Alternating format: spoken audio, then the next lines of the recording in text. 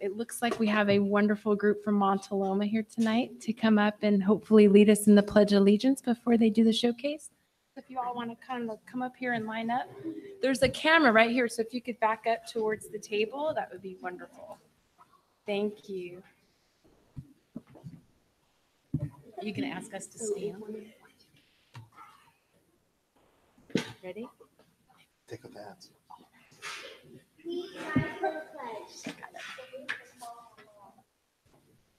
I pledge allegiance to the flag of the United States of America and to the republic for which it stands, one nation, under God, indivisible, with liberty and justice for all. Thank you.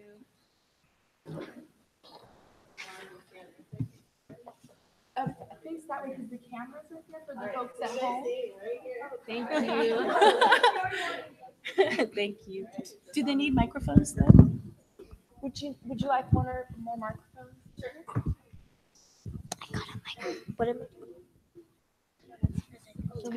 Hello, my name is Sanvi and I'm a recess leader at Montaloma. I'm in 5th grade and my favorite game to coach is dodgeball with the younger grades. Hello, my name is Amity and I'm a recess leader at Montaloma. I am in 5th grade and my favorite game to coach is Chaos Tag.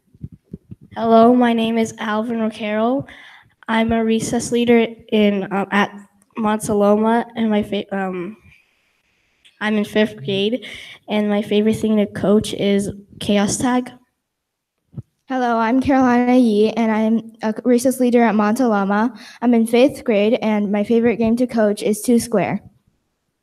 Hi, my name's Solomon Lovell and I'm a recess leader at Montaloma, and I'm in 4th grade, and my favorite game to coach is wall ball. Hello, my name is Brooke Neshtova, and I'm a recess leader at Montaloma. I am in 4th grade, and my favorite game to coach is soccer. Hello, my name is Ella Dux. I am a recess leader at Montaloma.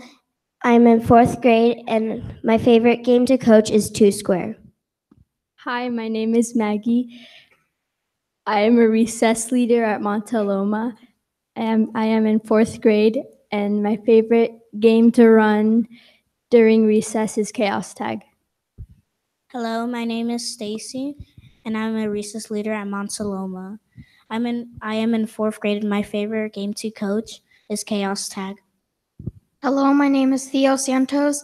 I am a recess leader at Montaloma, and I am a 5th grader, and my favorite game to run at recess is wall ball. Hello, my name is Andre, and I'm a recess leader at Montaloma. I'm in 5th grade, and my favorite game to run is Two Square.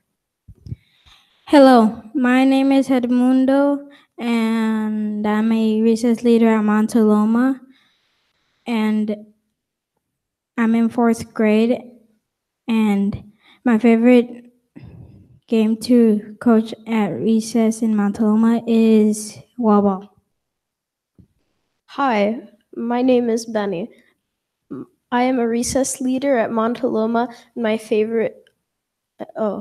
I am in 5th grade, and my favorite game to run at recess is Two Square.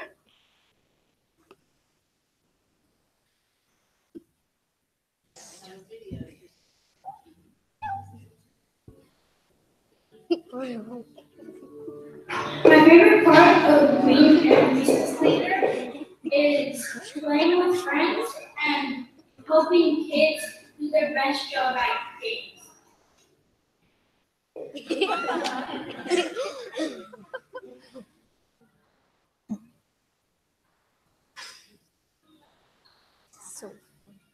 My favorite part of being a teacher coach was being able to help kids and being able to play games and make them fair.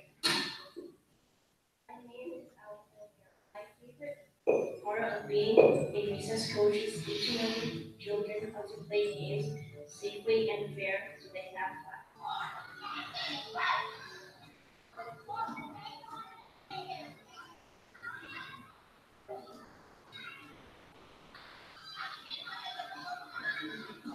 My favorite part about being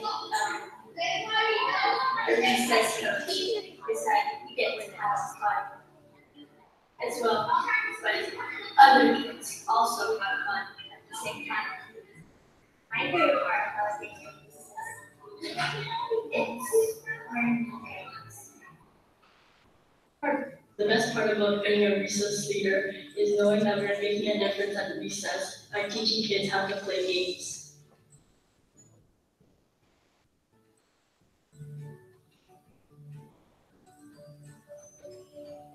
The best part about being an assistant coach is to help others. Favorite part about the job is to play new games. The way we help Montaloma is make sure the school stays safe. Hi, my name is Benjamin Michael and I'm a recess leader. We help Montaloma by being fair and being symbols of trust and justice during recess. We do this by making sure everyone follows the rules.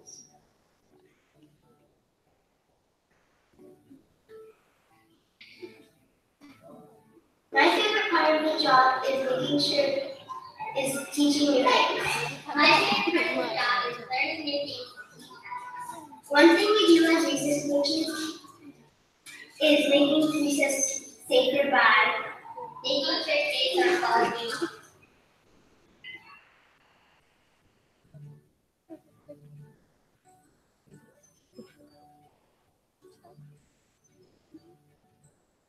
We solve conflicts by using Roshan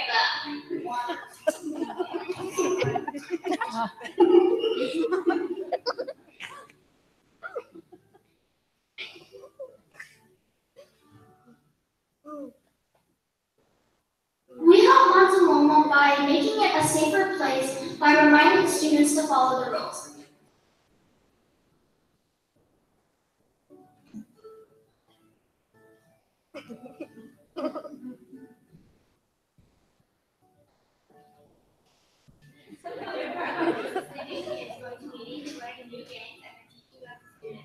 My favorite part about being a recess leader is getting challenges and deserving delicious rewards. Montaloma, the count of three, say it loud, say it proud. 1, 2, 3.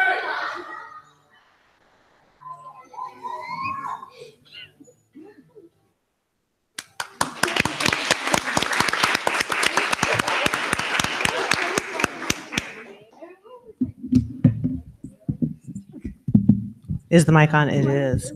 All right. Thank you very much. We're very, very proud of our recess coaches. We have, it looks like a couple of minutes for questions. If you guys want to step back, the board might have some questions for you. And then I will also turn it over to Mr. Aris, who can give you a little bit of context. They were super tonight, jumping right in and taking over the show. We're very, very proud of them. I have one question. What's chaos ball? Tag. Chaos tag is instead of being one person everyone's and if you get tagged and someone else tags you at the same time, Rochambeau, whoever wins, stays up, whoever loses goes down, and you take a knee when you get out. Thank you. It sounds fun. Thank you. How are you selected for your positions?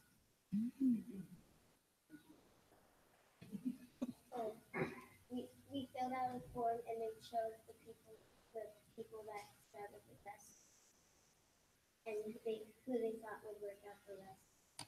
Okay, thank you. I heard the phrase trust and justice during that presentation. I was wondering if you could tell us a little bit more about that.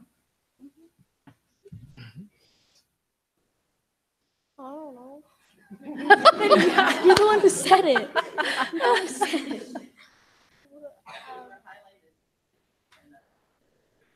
Well, we trust people and they Can should you use trust the us. microphone? Oh, hello. We show justice by making sure every single game there is fair, and we make sure that every person playing the game is having fun and playing the game correctly. That's pretty much it. Yeah. Thank you. I want to know what kind of tasty treats you were talking about. Oh, pizza. I had a feeling it was pizza. Thank you so much, everybody. Any more questions from the board? That was wonderful. Thank you, Montaloma. Thank you.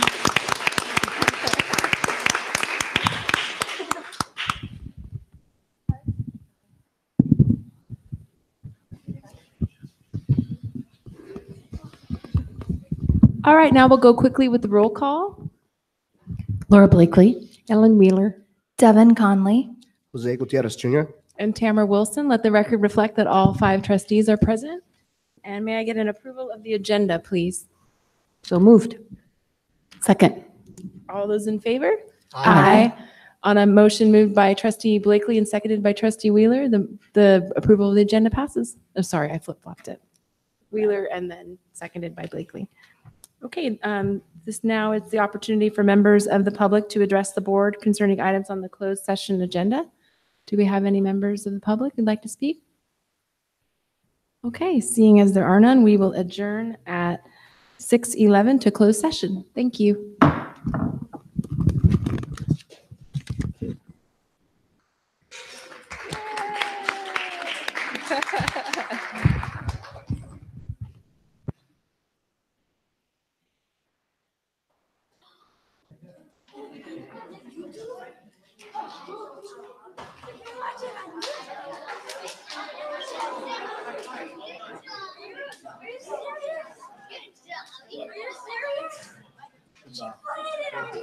Well done.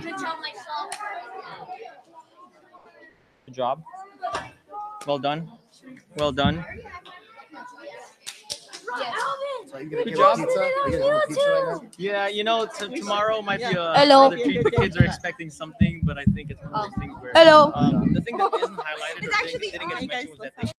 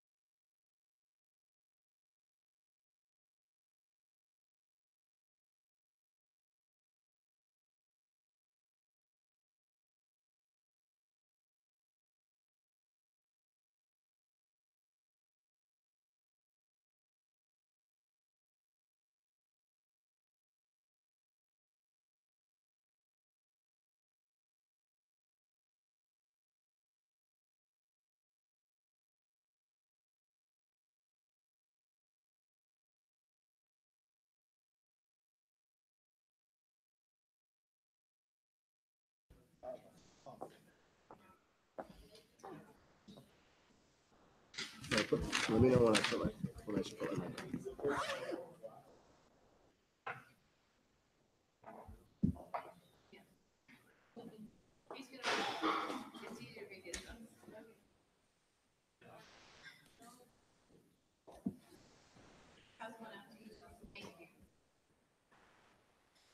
Oh, I have my mouse. I'm sitting here tapping away. I have my mouse this time. It works better than this thing.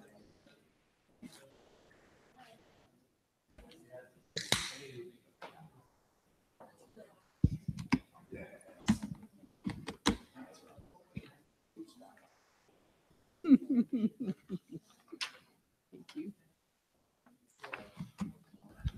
Let me make sure I have this. Okay, at 7:25, I'd like to reconvene the meeting of the Mountain View Wisman School District Board of Trustees. I'd like to report that no action was taken during closed session, but we do have a revised personnel report that will be available on the back table if anybody's interested. Now we're going to move on to the consent agenda. The following items will be handled with one action. However, any item may be removed from consideration by individual board members or the superintendent. Can I ask, is the superintendent going to comment on the revised personnel report?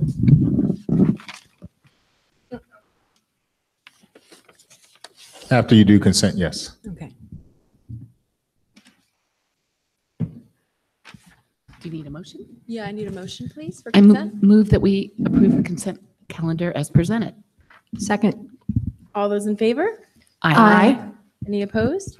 Okay, on a motion moved by trustee Blakely and seconded by trustee Wheeler, the consent agenda passes unanimously. Next, we have communications. The first is from employee organizations. Go ahead. I'll wait to see. I was going to say it then, but I can wait till superintendent comments. Oh, okay. No worries. Are there any members from employee organizations that would like to speak at this time? Okay, next we have district committees. Are there any members from any of our district committees who'd like to address the board? Okay, seeing as there are none, superintendent. Okay. So I would like to take this moment to welcome Miguel Espinoza to Mountain View Wisman as the new principal of Huff Elementary.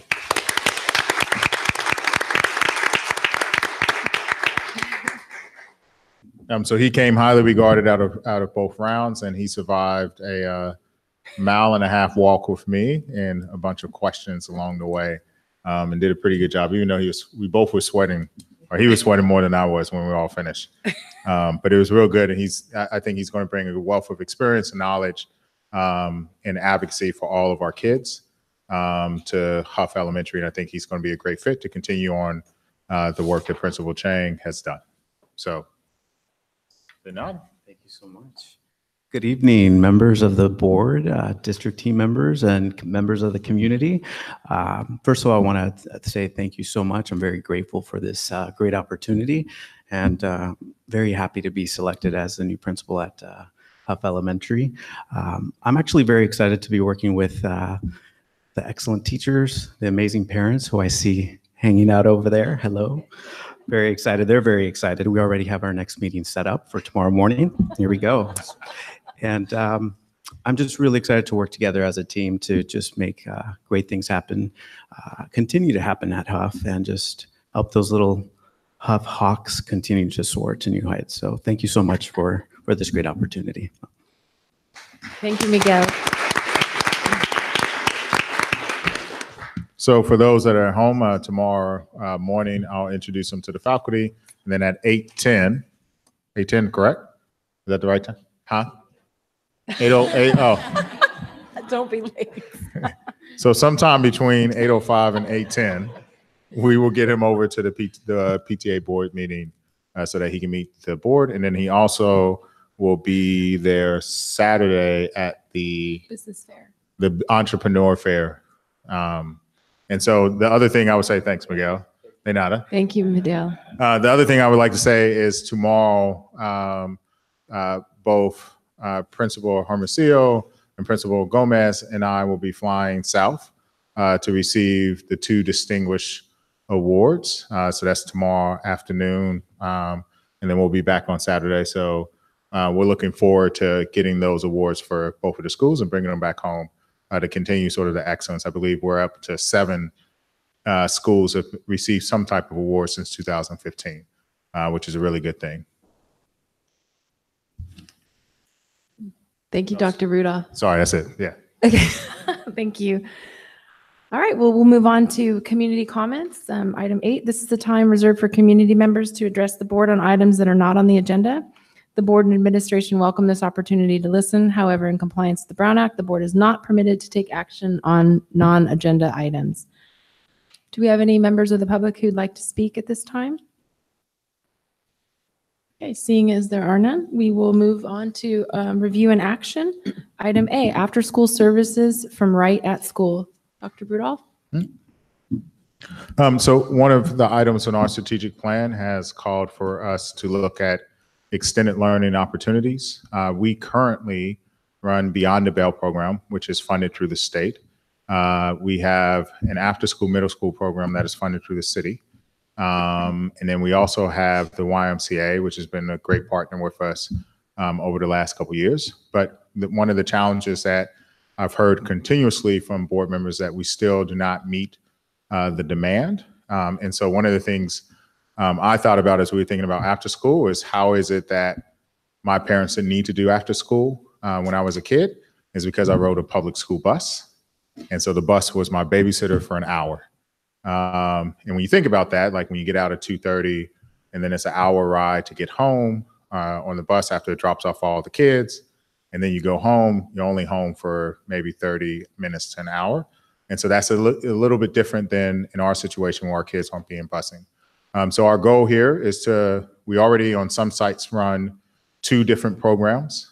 We have sometimes Beyond the Bell plus the YMCA, or we have Newton and Beyond the Bell, vice versa, is actually to run 3 programs that are all in different areas that can sort of satisfy the very large demand that we have. And each one serves a very unique purpose and unique group of individuals. But I believe that there is enough capacity for each one to cohabitate fairly and not to cause any rifts across the board. But I do want to introduce Dr. Rothschild, who's going to talk about Right at School. Because of the timing for this, I know I've talked about this with the board members. We are asking that you make a decision about whether or not we can move forward. Because there are a lot of logistical items that need to take place in order for Right at School to be up and running by the start of next school year. So, Mark, I'll turn it over to you. Thank you so much. Yep. Hi. Thank you so much. It's a great honor to be here and presenting Right at School. I think I'll know how to work this. So we built Right at School. Can you use the microphone? We built Right at School in I tend to pace. So if you see me moving. Oh, great. Yeah. I'll try to. You can go mobile. Okay. All right. That's a great idea.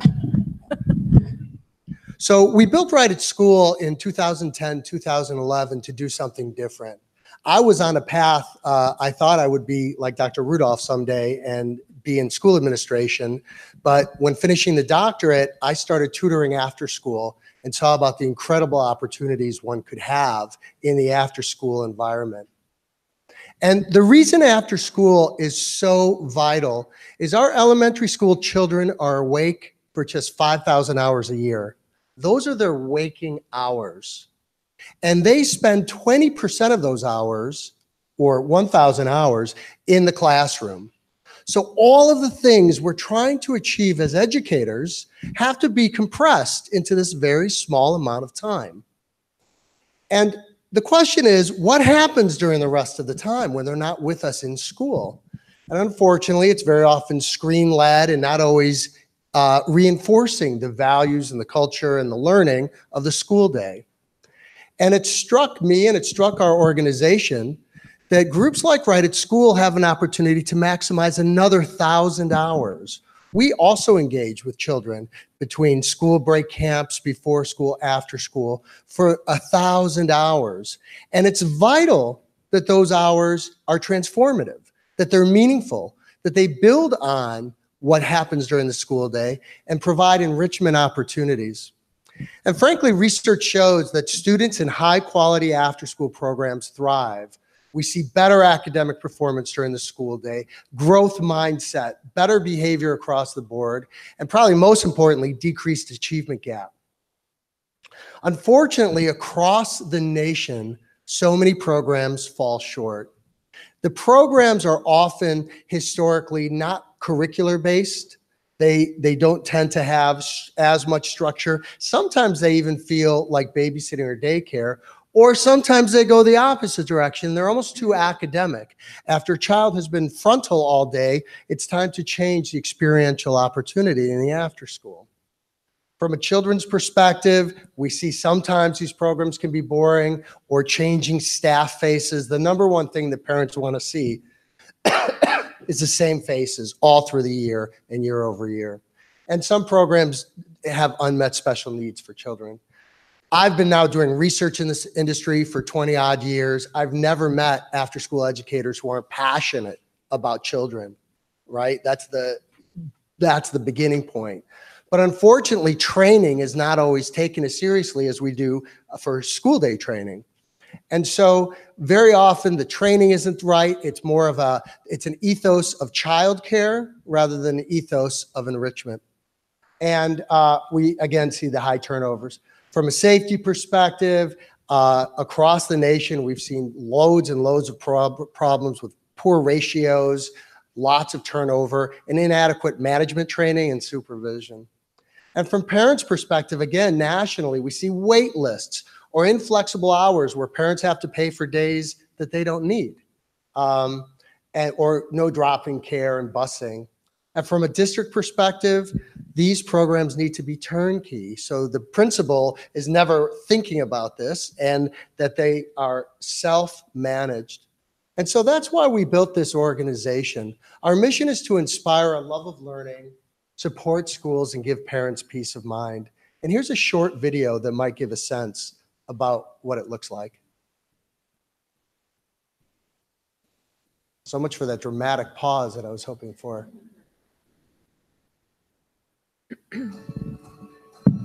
My first experience with Right at School was my first year here as principal. And I thought, what a wonderful opportunity for our students to receive very interactive and enriched before and after school care right here at their very own elementary school. We began looking at after school options. We really wanted to find a program that had a substantial curriculum as well as enrichment activities. So we brought the program here to the district. I was looking at after-school programs for the last decade, and I saw well-meaning people trying to make a difference, but there was no curriculum. It looked more like babysitting than real important social and emotional learning. So we built Right at School to do something different. One of the aspects that we really appreciate about Right at School is the ability to customize the programming. It's not a cookie cutter. We had the ability to say, in our community, this is important. These are the kinds of things that our families are wanting. And Right at School customized, created, and delivered that kind of programming. I love Right at School because my children don't have to get on a bus to go somewhere else after school. I know that they're at school and they're safe. I can't tell you how many times I pick up my girls and they ask to stay longer. And frankly, it's so affordable for my family. Enrolling your child in our after-school program is a win-win for Avenger families because students are able to get their homework done, get some interactive activities going on, and when the parents come to pick them up after a long day of work, they get to spend time with their kids, not doing homework. It's about family time. The staff love the students love the staff, and it's apparent with their smiles and the engagement of the students. Right at School has actually become part of Avenger's school culture. They take care of everything. They're here at the crack of dawn, and they leave when it's dark out at night. I don't have to worry about hiring, and they even share the revenues with us as a school. One thing I'm really proud of is how many superintendents, board members, and principals send their kids to our programs. Shows how integrated we are to the communities we serve and the value of our programs. right at school, came into our community, cared about us from day one, answered all of our questions, made every opportunity to reach out to our parents work. And if you're looking for someone who's a great partner, Brighton School has proven that they're it. I'm really proud of what we do at Brighton School because what we do matters. It matters for children, it matters deeply for schools who know and trust us, and it matters for parents who need to say a word and know that their children are safe and engaged in serious academic enrichment. Brighton School has not only given me peace of mind, but the parents at Evanger School. Private school has been everything we expected in our platform. So I hope that gives a little visual sense of what it looks like. The National After School Association of Superintendents selected, the National Superintendents Association this year selected us as the official after-school provider for the nation because they love our balance of choice for students, but also curricular focused. As you'll see throughout the presentation, we take two things very seriously, more than two, but social emotional learning and STEM-based projects. And every day, children get to engage with both of those disciplines or throughout each week. And we thought it would be fun just to show you a small example of an activity that children do. So I think each one of you can pair off, go into pairs, and you'll share these bags. There's a bag for each two people. Maybe, I don't know if you want to walk over here with Ron, and no cheating, no looking ahead. Does everybody have two? Do you have your two right here? He's 6, so he doesn't want to participate, Oh. and that's fine with me. Someone's got to play with you. There, we need someone with you. This is, okay, here's what I need you to do. You can dump the objects out, but please do not play with them yet. I'm looking at you, Ron. Okay, here's what we're gonna do. So this comes from a unit, this is called Airheads, and what we're teaching the children in this is, in many parts of the world, it's common for people to carry things on their head, not in their hands. And we ask them why that might be. Why might that be? What's a reason? You might be carrying a child, exactly, or you might be going through precarious, okay. So we want you guys to invent something that you can balance on your head. What I'd like you to balance on your head is a blown up balloon, okay? So one of you will blow up a balloon, one of you will be the airhead carrier, and the other one will be the master designer. And you only get 2 minutes to build it, but here's some rules. If you're follically challenged, do not simply glue, don't start yet, sir.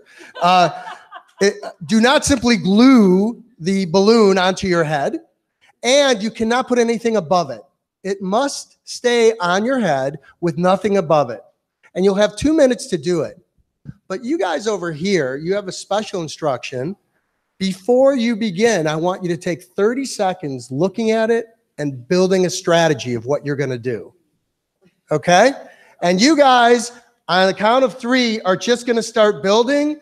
Remember, it has to be inflated. It has to stay on your head. Just use those materials. On your mark, get set, go.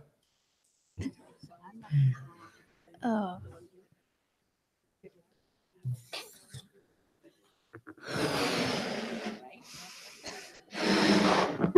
Okay.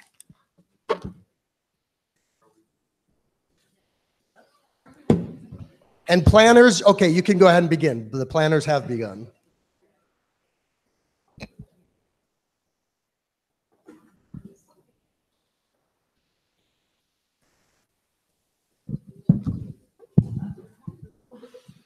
All right.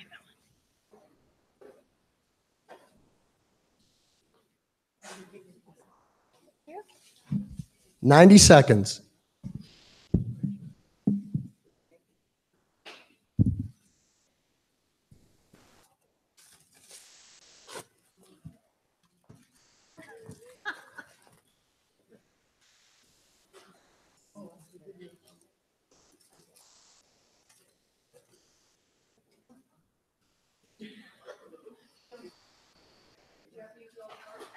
No, don't have to use that.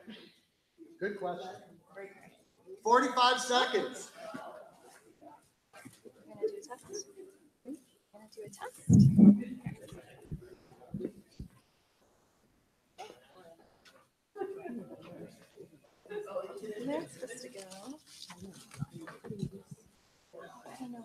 You really only have less than 30 seconds, I'm so sorry to say. Oh, we have it.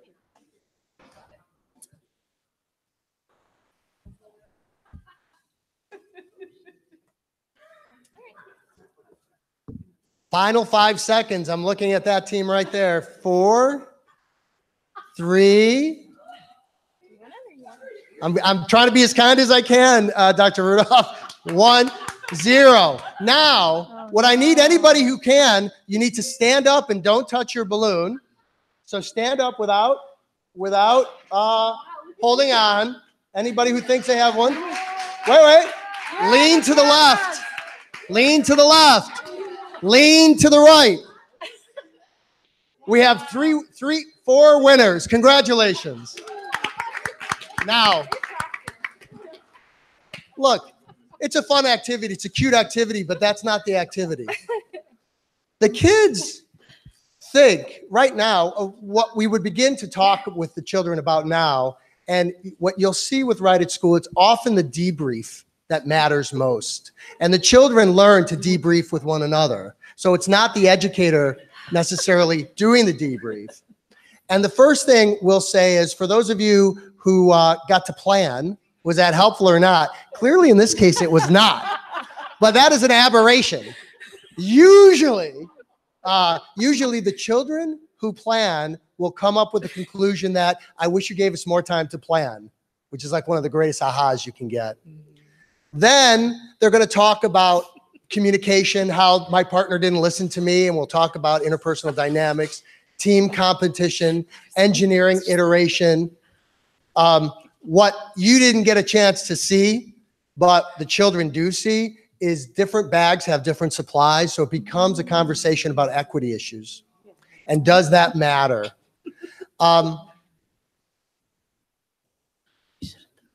Fairness, engineering, competition, culture, creativity, persistence. By the way, the cool thing that they do with this activity, this is just one of thousands, but that I like about it, is then they have to come up with a challenge to work collectively, to come up with a balloon head that they can stand upside down and it still works. And then they work collectively to do it. Again, just one example, but this is the kind of activities that they do. And curriculum is a really strong word. And it doesn't mean that every child is doing the exact same thing as all the other children. Children, every 2 weeks, there's a new unit. It might be on inventors and inventions. It might be on amusement parks. There's any number of things it can be on. But they also have a chance of what we call, and Cindy will go into it, double play or triple play, where they might create a 2-week unit for themselves that they want to do a community-based project. So it's nice to have both the structured every day, but also the opportunity for longer-term projects. Cindy, do you want to? Yeah, and in your packet, you actually have a sample of what a year-long activity plan looks like, and so you can see all the thematic units. So the reason we ask you to use the microphone is because it's airing online for people who are streaming. So we would love for you to say that into the microphone as well. Mark, I'm not that tall. So in your packets, you have a sample activity, like kind of a yearly curriculum plan. So you can go in and you can look and see some of the units that we do. And Mark had mentioned, every 2 weeks we have a different thematic unit. And every single one of our units has a curriculum guide. So it's for all of our instructors, so they can come in and they can look at our curriculum guide and they can go through and they have a plan for success. So every single one of these units has a curriculum guide that goes along with it. And you have a sample of those in your folders. I guess it's my turn now. My name's Cindy Lawson. I'm the Senior Director of School Partnerships with Right at School, and I am based locally here. So this was so nice to not have to get on a plane. This was like the best feeling. Mark had to fly here today, and I just got to sit back and enjoy the day. But thank you guys a lot for allowing us to come. I'm going to talk to you a little bit about what our daily schedule looks like. So everything is intentional from the minute the children walk in to the minute that they leave.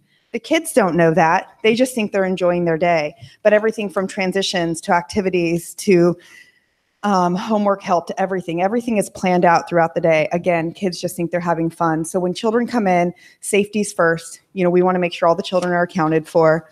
Once all the children are accounted for, we move into activity. If not, we have 15 minutes with Children are not found within 15 minutes. The authorities are called. That's how serious we take safety. So we have an ebb and flow in the afternoon, right? We do some small group activity, large group activities. We have homework help. So you'll see is here, we start out and we go into our town hall. That's our chance to have a conversation. It's our community time. It's our family time. It's a chance to talk about our service projects, our community events, to talk about the activities that we're doing, celebrations. We just had National Autism Day, and I wish I could read you the email we got from a family, from an autistic child. It was incredible. We're putting it in some of our materials to share. I think we all cried. Then we go into our healthy snack, and then we go into our right moves. That's 10 minutes to get that excess energy out before we get into homework, because homework is really important. As a single mom of 3, I've been raising my kids physically and financially for about 14 years on my own, and my daughter's 3rd grade year was horrible. I don't think we did anything in the evening because all the homework she had. And so we want families to go home and enjoy their time with their children. We don't want them stressing about homework. Now, we do want them to check it, right? We do want them to still be involved, but homework is really important. Then we go into more vigorous fitness component, structured, unstructured, give them some autonomy. And then Mark had already kind of talked about our curriculum, so I don't need to hit that very much more, because he kind of hit that and talked about our double play and triple play curriculum. And then by that time, families are coming home. It's really important to us that we are part of your community. So people ask, well, what does that mean? We're involved in every aspect of the school community. So we joined the PTA. I think I already presented to the PTAs last year. I'd already met with some of the PTAs out here. And so we join those. We provide free childcare once a month for families to join the PTA meetings, free for families. But it's a win-win, because children who might not have experienced Right at School come enjoy our program, and then they get to go and participate. And we've seen about a 25% increase in the PTA meetings. We attend all board meetings. So our local representative would be at all your board meetings. And you ask, why do you attend board meetings? You find out a lot about a district by attending the board meetings. You find out about their strategic plans. How can we align? How can we support? What projects are going on? So we're here at all board meetings. We do all community events. We're out passing out water, donating water, face painting at carnivals, whatever it is. The stronger our partnership is with the school community, the stronger our programs are. So it's really important for us to be successful in that way. One of our biggest programs that's been a huge success is called Junior. It's our student leadership program. So for those 4th or 5th graders who are like, I don't want to go to childcare, right? I don't want to go, Mom. I don't want to be at the little kids. What we've designed is it's like a student leadership program, like college and career readiness. So those 4th and 5th graders have the opportunity to fill out an application. They have to get approval from their teacher and their parent. They have to go through an interview. And if they demonstrate some of the characteristics that we're looking for, no one gets denied. But if they think, they have to show these characteristics, they get to be a junior educator. And what they do is they get their own penny, they get their own name badge, they get their own sign-in out sheet, they get their own behavior log, they get their own treat boxes, and they become one of us. And so they lead those town hall meetings. They do all of our tours. And so they feel valued. And we have a lot of kids who's even been on the spectrum who have thrived in this program. And then it's a win-win, because our pre-K, K1, 2, and third graders are like, I want to do that when I get older. And they start showing some of those characteristic skills. So it's really exciting. And we're really proud of that program. One of the things that we give is a give back, and there's also a sample of it in your packet, is these 1-hour electives. So what they are is families, what are they doing in the evenings? What are your families doing in the evenings that we can take away? You're probably already doing a ton of them in this community already, where it's those 1-hour, 10 to 12-week programs, whether it's robotics, STEM, cooking, foreign language, taekwondo. We've had ballroom dancing. We've had everything you can think of. What are those activities that are going on? So when we're in the elementary schools, we have a whole department that will work with your community, your facilities department, your PTA, to figure out what do these families want in the school. And so we'll make sure they get the proper insurances, the proper background checks are done, and that we make sure all the facility fees are paid through us and we pay the district. So it's just a give back. It's not nothing that we have to do. It's not mandatory, but it's just a give back. If that's something you would like for us to manage on behalf of the district and get more families involved in things that they can take away from doing in the evening and doing the day, that's just a give back that we'd give. And so there's some samples of what those look like. We want to support you. We want to align to your district objectives. So what does that mean? whatever it is, whether it's 21st century skills, handwriting without tears, PBIS, whatever your character development program, we want to be a part of that. We're servicing the same children, right? So we want to make sure that we're speaking the same language. So what we ask is, if there's a big initiative, and I know there's a few principals in the room, we want to know about it. If our staff can attend your trainings, we would be so appreciative. So if you're having a big PBIS rollout, right, or Common Core, because we're doing homework, let us know about it, and we'll pay our staff to attend your training if you allow them to attend, so that they can go back and work with the children and they can educate our team. So we want to be part of those objectives. Oh, did you? Oh, people ask about our people. Who do we hire? What is it that we do? How do we have the highest retention in the industry? And we're really proud of our people. Our people make all the difference in the world. So people are like, well, how do you find them? There's usually three main sources. One, if you have a strong education foundation, a lot of times we'll work with them on a grow your own program. So we'll work with the colleges. What partnerships do you have with the colleges right now? How can we align? How can we work with you? How can we get these high schoolers who want to come back and teach in Mountain View? How can we get them back into your schools? So what we'll do is we'll work with you on any organization, and we'll work with colleges to get these students to go to college of education, whether it be in art, history, theater, whatever it is. And then we'll provide the foundation for them, right? Because we know they're going to get two really crucial things that teachers struggle in year one, which is curriculum implementation and classroom management. And we provide both of those opportunities for staff. And then they can work with us for 4 or 5 years and then come back and work in the district. So college students is number one. A lot of parapros. We hire a lot of parapros. We actually got that idea from a superintendent at one of these conferences that we went to, because a lot of them are part-time. And so we can offer them full-time hours, and we get if you work with us, your childcare is 100% paid for. So you can come back and work with us, and then you get this amazing training that we offer our staff. And so they're coming back into the district trained. And then oftentimes they stay with the district longer, the retention is longer in the school. And then sometimes our staff want to go be parapros in the district. So it's a win-win. So we offset with some full-time hours. And then we hire a lot of retired teachers, because we know teachers never retire, right? They just don't. And it's a great opportunity for kind of fall in love with that learning again. Because as Mark had said, it's no more frontal. They get to come and be engaged. They get to enjoy their experiences with the children. And then we usually pay about 5 to 10% more than market value. So when we've come in a district, they typically get, in the recent district, $5 to $6 more an hour. We don't want to pay to turn over. We want to keep them with us. So we know that we got to pay for that. We got to pay for the best, and we're willing to do that. So that's kind of how we get our people. And like I said, we have the highest retention in the profession that we're in right now. This is just one of the areas that we train on, is children with special needs. I think we've talked a little bit about that, and we talked a little bit about autism and being on the spectrum, but it's really important for us that we try and service every child. We understand that if they have a one-on-one in the school day, it's really hard for us to be able to provide financially that one-on-one in the afternoon, but we will work with organizations and find ways and work with the district to see if we can get them to support them. This is near and dear to me. I have a child with special needs, so it's really important for us that we do the work that we do with special needs children. And one of the biggest things is, if parents are okay with it, we want to be part of the IEP process. We're in a lot of IEP meetings because we want to make sure children are successful, not only during the school day, but in the after school program as well. So if it's agreed by mutually the district and the parent, we would participate in IEP meetings as well. This is hard to see. So I have a page in your folder which talks about our pricing and our flexibility. We're in the 21st century. Families don't have to go to work 5 days anymore, right? They telecommute. They sometimes only have to go into the office 1 day a week. So why lock families into a box? Why confine them and say, you can only come 5 days or 2 days? We want families to be able to have the options to come any day that they want.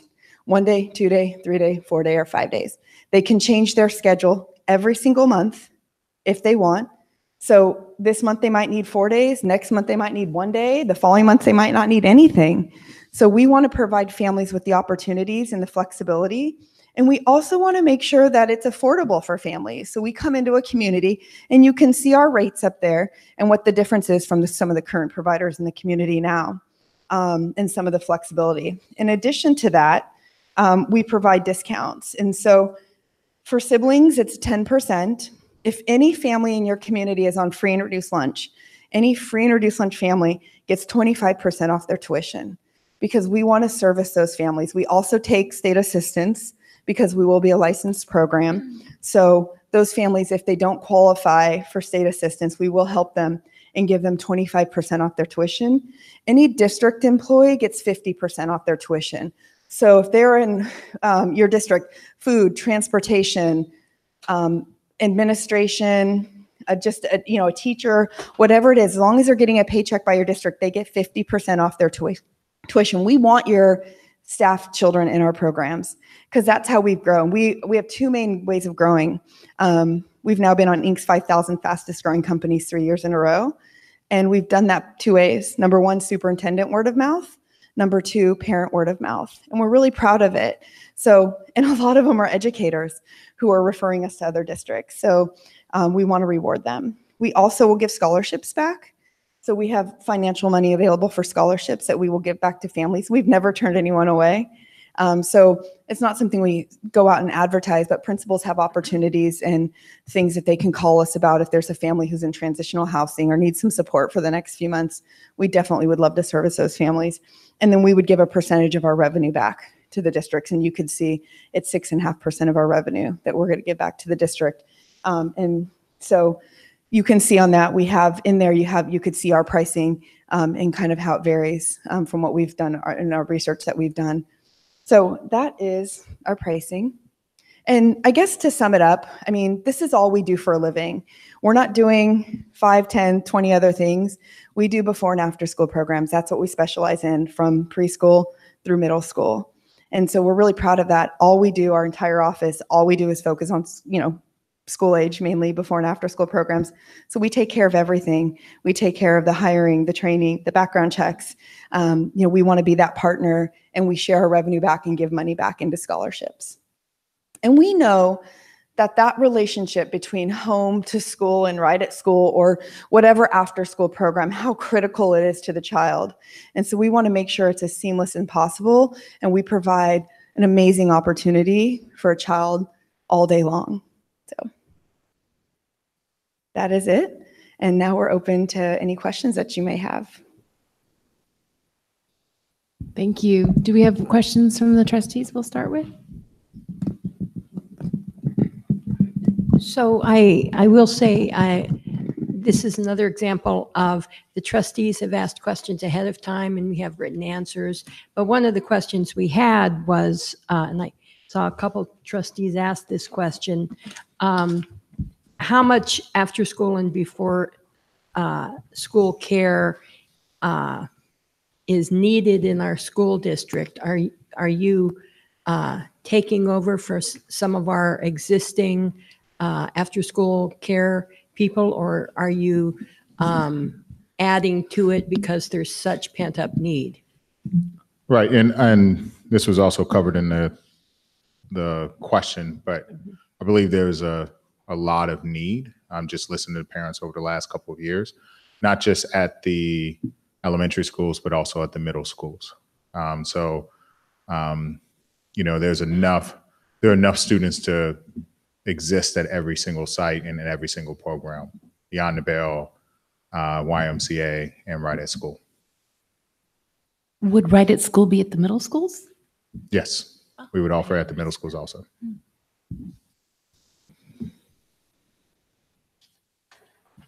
I would love to know more about your staffing and training. I think it sounds like you have an in-house curriculum and program that you're developing, but one of the challenges we even have with our regular staff and teachers is staff retention, especially given the cost of living here. And so I'd love for you to speak to what are your typical staff retention rates?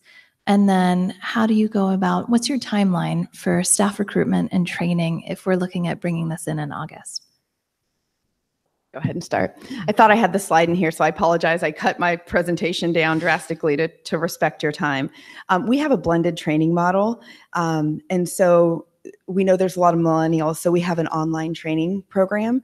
So there's about 18 modulars with assessments that they have to pass, and then we do in a day in the life. So no one can even start into our program until they have an extensive background check. Once their background check is cleared, then we can hire them, and then they can't even start until they've been fully trained. And it's about a good 32 hours of training before they can even enter into our program.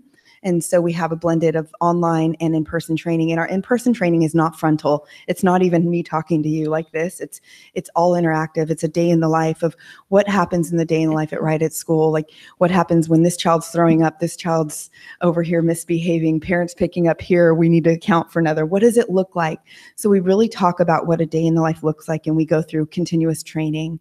There's ongoing training monthly that happens. So monthly training. So we have a local team in place and a local manager in place. So they're constantly doing mentoring, coaching. They're in their programs at least, 3-4 days a week. They usually have one office day. And then we have professional development opportunities. As we're growing, we want to grow people to grow with us. So we already have people in the works to take on advancement opportunities. So we're really proud. And Mark, do you want to hit on how we've been chosen as a national? Yeah, so we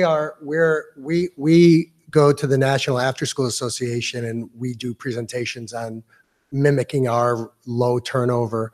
What happened with us, interestingly, years ago, we saw that 66% of our staff stayed from the beginning of the year till the end of the year, which wasn't great.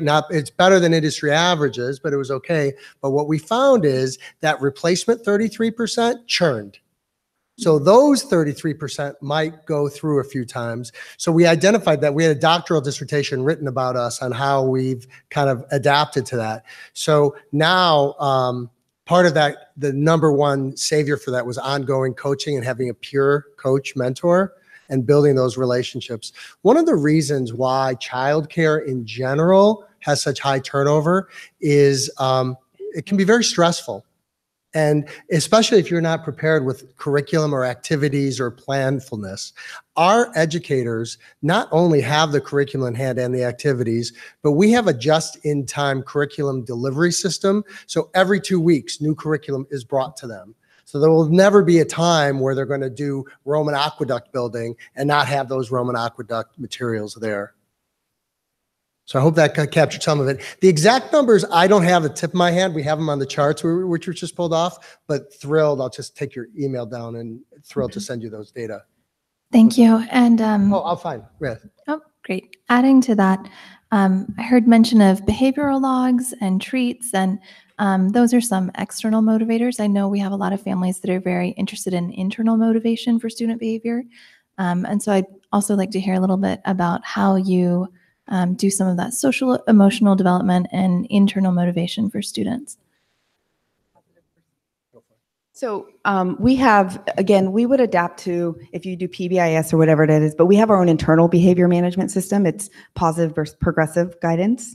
So we'll do the positive versus progressive guidance, and we'll intervene with children as we see behavior issues. So we'll come in and try to do redirection. We have conversations. Eventually, if we're still seeing some behaviors, we'll call the families in, and then we'll have a conversation with the family. And then if we're still seeing, we'll call the teacher, and then we'll kind of map out a plan, a succession plan. Like, what can we do? What have you done at home? What are you doing in a classroom? How can we best manage the situation with this child? How can we help him succeed? And so, but then we do have a plan in place that, if we, on this second behavior, we're going to have to call mom. Once we've done all of this, we'll call mom. Mom or dad will pick them up, or grandmother or somebody. And then on the second time, they might have to go home, not come the next day. And on the third, we would have a plan that they might not be able to, attend. Obviously, if it's a massive behavior, I think we've only had to disenroll one child this whole entire school year. So knock on wood. But we have a plan in place. We have a behavior. It's called positive versus progressive guidance. It is also something that we have loads of charts on that we'd be happy to, we just don't overwhelm people, but we'd be happy to add that in the packet too, if you're personally interested. Thank you. And I did have one more question, and then I know my other trustees have some questions as well. But when it comes to working with children with special needs, My understanding of this proposal is that the space that would be used would be our MURs, our large multi-use rooms. And for some children, especially if they have special needs, that might be a really overwhelming space. It might be loud, it might be very active. What are some of the things that you do to deal with children who might need a quieter environment that's not kind of as overstimulating? We have a whole department that just focuses on that, and we have boxes that are sent for children. I can't recall the name. Sensory boxes. There's lots of quiet areas that are put to the side. So we have individual plans. No, it's not a cookie cutter. And we also have, our educators have access to the department constantly to talk about individual cases that they have, because we have licensed therapist people who do this with us. So it's constant communication with that. But what's that? Oh, and so we have, what we do is we license many, many spaces within the organization, because, for example, there might be 3 days in a row where we won't have access to this room, right? The district needs it for other purposes. So we always license far more spaces than we need, so that they can always be moved into those areas as well. But you are 100% right on the large spaces. You have to create space within space for those very reasons. I wish I can just email you this email. I just wish we It's had just this about email, the because it exact literally opposite. just answered how we had Maybe stop at the signs, end, we had communication signs, we had sensory boxes. And it was a child who is on the spectrum and wasn't successful in the previous program, and the first few months was challenged with ours. And so we created a whole plan for this child, and we got this amazing email this past week from the parent of all of the things that we've provided for the child to work with them on an individual basis. So it's individual. I guess overall, we'll work with child individually to find a solution that would best meet that child. My question was actually going to be about the space. The photos had it in the multi-use room, and I was wondering how that works, because sometimes there's like a PTA event or other things going on. So if you can explain that a little bit more, like physically where the housing would be. So typically when we come into a program, number one issue is a space. So we'll typically come in and license 4 or 5 locations. We'll license a multi-purpose room, maybe the library, maybe a music room or an art room, possibly a kindergarten classroom. And right, so we might not ever need to use those rooms, but they're always available. And we want to make sure we license them, that we're as agile as possible, because we know situations come up and situations arise where we might have to be transparent. And anytime we can be outside and do our curriculum, we will do it in a second. We love to bring our curriculum outside. We want to make sure that, if you need to use the space, we want to make sure we don't hinder any principals, any PTA events. So that's why we license the multiple spaces within the facility, so that we can be as agile as possible. And again, outside, if we can be outside, which is about 95% of the time in California, which is a huge benefit versus our Washington schools. So it's really nice. Thank you. That's a great segue, because that was going to be one of my questions. And we often talk about curriculum and development in STEM, but I also think kids need to have the opportunity to be kids and be outside. And I think I noticed there were 3 separate segments in your schedule, where there was a free play portion and 2 different fitness modules. I'm just curious, in a typical day until, let's say, 6 o'clock, how much time do kids have to just be kids? We call it self-navigation. It's the same, but that's just the fancier word for being kids. In multiple ways. So even the curriculum, there's choices within doing that. But between the initial, after the town hall, the first fitness, that very often is a free play activity. One of our philosophies, particularly with both of the fitness blasts, is if children can be engaged on their own and self-navigate, we have them go off and do it. But you've seen, probably at recess is the most common time to see it, children sometimes just stand around in clumps. And we're not big fans of that. So we try to give them activities that will initiate and then back off. So whether it's basketball or a sport, whatever it is. So there's lots of the self-generated activities, sometimes with a nudge. And my other question is, do you run, or have you had experience running social emotional programs similar to Project Cornerstone? Because I know in a lot of our classrooms, I think it's a YMCA driven program, but it's often supported by parents going into even individual classrooms outside of the after school program. There's an incredible diversity of social emotional programs, from Panorama to that to Castle is a Chicago-based social emotional learning that we learn a lot from. So that exact program I can't speak to. Okay. But yes, it's integrated with our curriculum. Okay, thank you. Are there other questions from trustees? Yes, Dr. Rudolph. So if we were to have this, for example, at, I don't know, maybe Mistral, and we have a lot of our Spanish-speaking parents who said that they would like to have a program similar to Beyond the Bell. If this is an option, how would it work for them? Do they have to register and sign up for a $640 a week price or a month price for the services? And what if they can't afford that? Then I know there's scholarships and all that, but the demand might be pretty high. Have we thought about the what ifs on this? So there are a couple ways that you can look at this. There's the 6.5% cost sharing that they do, which you can obviously direct to put right back in to fund. There's also, for every 15 kids that sign up, the 16th kid gets in free, and that's at the site's discretion. That could also be put in. And then I don't want to commit the after school funds that we just allocated to schools because certain schools are using that to do other things, but schools could elect to use some of the after school funds to also help to enroll kids. And then they also have the cost reduction for families too. I think the thing that we're seeing across the board though is that, for Mistral specifically, you have an instance where you have a group of individuals who no longer qualify for Beyond the Bell, which was at Castro and Mistral. And since it's split, and it's actually, we're going to lose Beyond the Bell at another site soon because it's going to fall out. So there has to be, so the free program is something that we're going to have to figure out what that looks like. And so these are sort of the short-term solution that Wright School has. And then from there, we'll have to figure out what the creative solutions are. Right now, I don't want to commit our budget to it, but we could easily say the 6.5% revenue that comes from all the schools could easily go back to certain sites that we feel like there is more of a need. But, I'm sure without having all the schools in here, that certain principals would argue that their need is just as great. So I don't know. I can't speak specifically to what Mistral has, but I think one of the things that we don't have heard, anything. Right.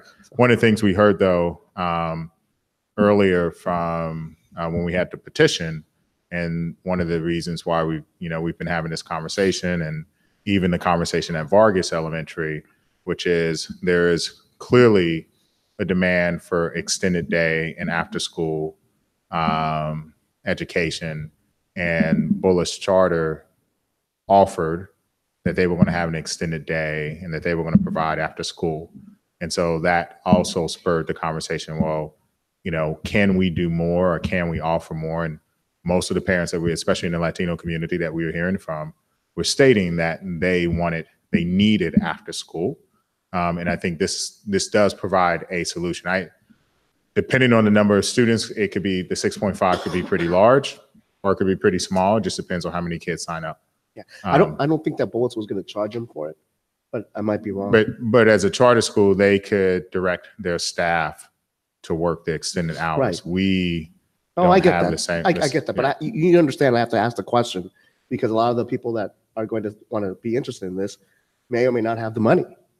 So obviously I have to ask the question about how it would work in case you have a lot of demand from that community to sign up, but they don't have the money, right? I mean, what's plan B? And I'd rather just be honest, like you're saying now, that you can't commit funding that the schools have at each site. And for that matter, being candid enough to tell us that even some principals in the district would think that maybe putting in the 6.5% back into the pot that subsidizes another program at another site might not be a good idea. So it's good to have this type of conversation because at least we know how to weigh expectations. And just so you know, there are a lot of agencies in the state of California that will help with childcare assistance. And so we have an entire department that works with those families to try and qualify for some state assistance. So for instance, in a district we had recently, they recognized 200 transitional housing families. And we've already transferred 120 of those families to get childcare assistance or scholarships. So we will work with the district, whatever capacity possible, to try and get those families. And then, to the scholarship point, just because we give one scholarship. So if we have 45 kids, that's 3 full-time scholarships, but we can give 6 kids 50% off. So there's lots of things we can do to work around the scholarships. And obviously, if there's a family that's hugely in need, we're not going to turn them away. Okay. Well, that's good to know too. And for the records that we have that type of communication, and that way I can go translate and help explain this to them, right? Because they're not here, right? For other reasons. Thank you very much. Dr. Rudolph, building off of that, what do you think is the feasibility of applying to perhaps the city or other grant-making agencies around scholarships for student participation? Because this does address that homework assistance, the STEM, the enrichment activities. It would be a great opportunity for some of our low-income families who might not be able to afford it otherwise. I know, because I think trustees received this email too from a parent about after school, and the city's been JP, who works over at the city, has been very direct that they do not have the funds outside of the program that they currently do at Graham.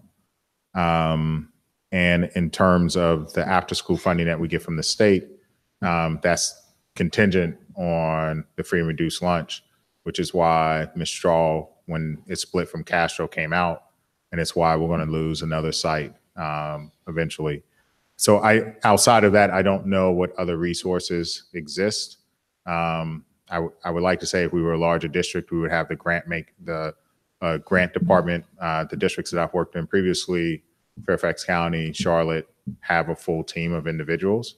But it is something I think that we'll, as we continue to look at what are ways that we can provide after school, that at some point we're going to have to start exploring in order to meet the demand that exists. I have another quick question.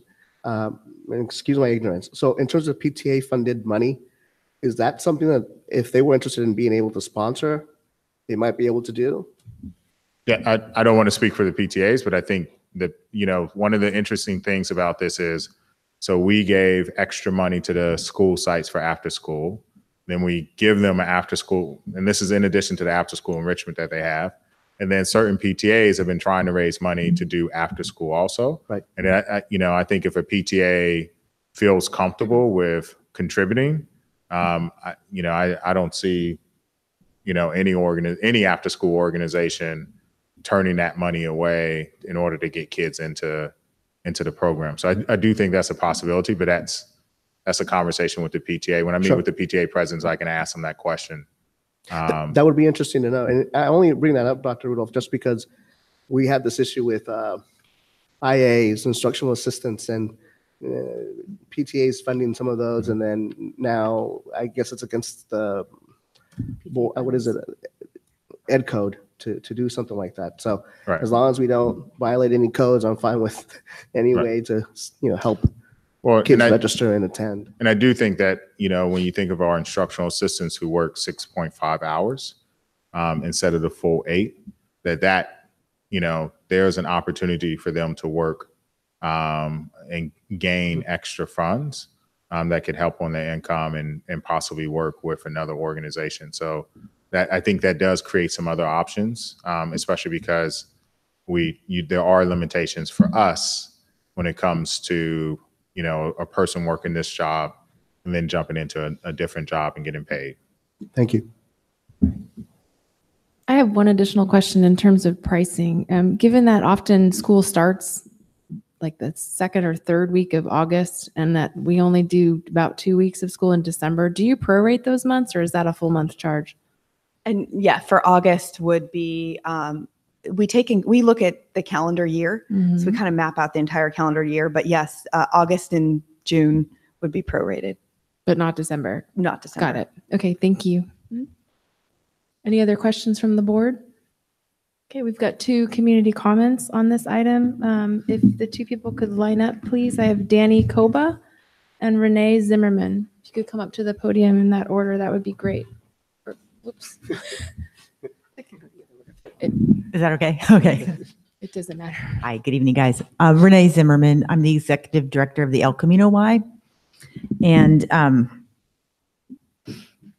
I just wanted to come this evening to share that we deeply value our relationship with the school district. In fact, it's one that's been almost 40 years in the making. And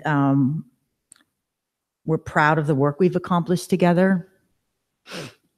And it's been our team approach that has so well served our community and our families and our children. And just by way of history, and some of you may know this, we're involved in the Communities Challenge team. We currently serve achievement gap programming and summer learning, literacy programming, STEM, healthy living, and leadership opportunities directly to the students. And we have a commitment to ensure that programming is available regardless of family income. So like the school district, we are a part of this community. We have a unique understanding of the after-school needs of the families, and that's what comes from community history and relationship building. We are, however, a little bit surprised to have learned about this action coming to you this evening. We thank you for the advance notice, but we did get it just yesterday evening. And we strongly feel that because of our deep and longstanding relationship with the district, we are hoping that any action that would alter that relationship in any way, whether it's accessing multiple use spaces, building capacity, offering enhanced programming, or adjusting staffing or spaces, that it requires a thoughtful process that we are a part of. And so we are urging you to table any action this evening until we can kind of circle back and talk through in a little bit more thoughtful way and be part of the process to address the issues and possibly work out some alternative solutions. So thank you. Thank you, Ms. Zimmerman. Good evening. Thank you for having us. We're so very happy to be here. And today, I wanted to come and share that this district means a lot to me personally. I went to this district as a child, came through it, and I've been able to support this community for a very long time in capacities with both principals as well as the district and our community partners. And that collaboration is so very important to us, and it's clear that the need is there. We are very aware that space and the after school and out of school time place is so important to so many of our families, and making that accessible. For that point, the YMCA has tried to do whatever we can within our ability in terms of space allocation to serve as many families as possible, including meeting families one-on-one to try to figure out what we can do for the individual family and not look at a scale as it is. It's clear that this conversation needs a lot more collaboration and thought as we figure out how we solve this together. And that's, as an organization, what we were asking is the opportunity to have further conversation on this topic to see if there is a way that we could help solve this issue outside the vacuum of the way that we've been trying to approach it. We've been looking for space. Space is at a premium in the after-school space as well as during the school day. That is a big concern of ours. As mentioned, we're great collaborators with the city and the other partners that we have on, but space is tight already with two sizable programs on each campus through licensing. That also means that it wouldn't be possible to share some outside spaces based off of the regulations through the state of California at the same time. So we would just need to work out the rotation as we're kind of going through. For those reasons, we are asking that this is tabled until we have an opportunity, or we'd love to be able to continue the conversation to see, are there solutions that we can look at together that we haven't thought about, and approach it in the way that Mountain View is well known for, which is collaboratively. Thank you. Thank you, Danny.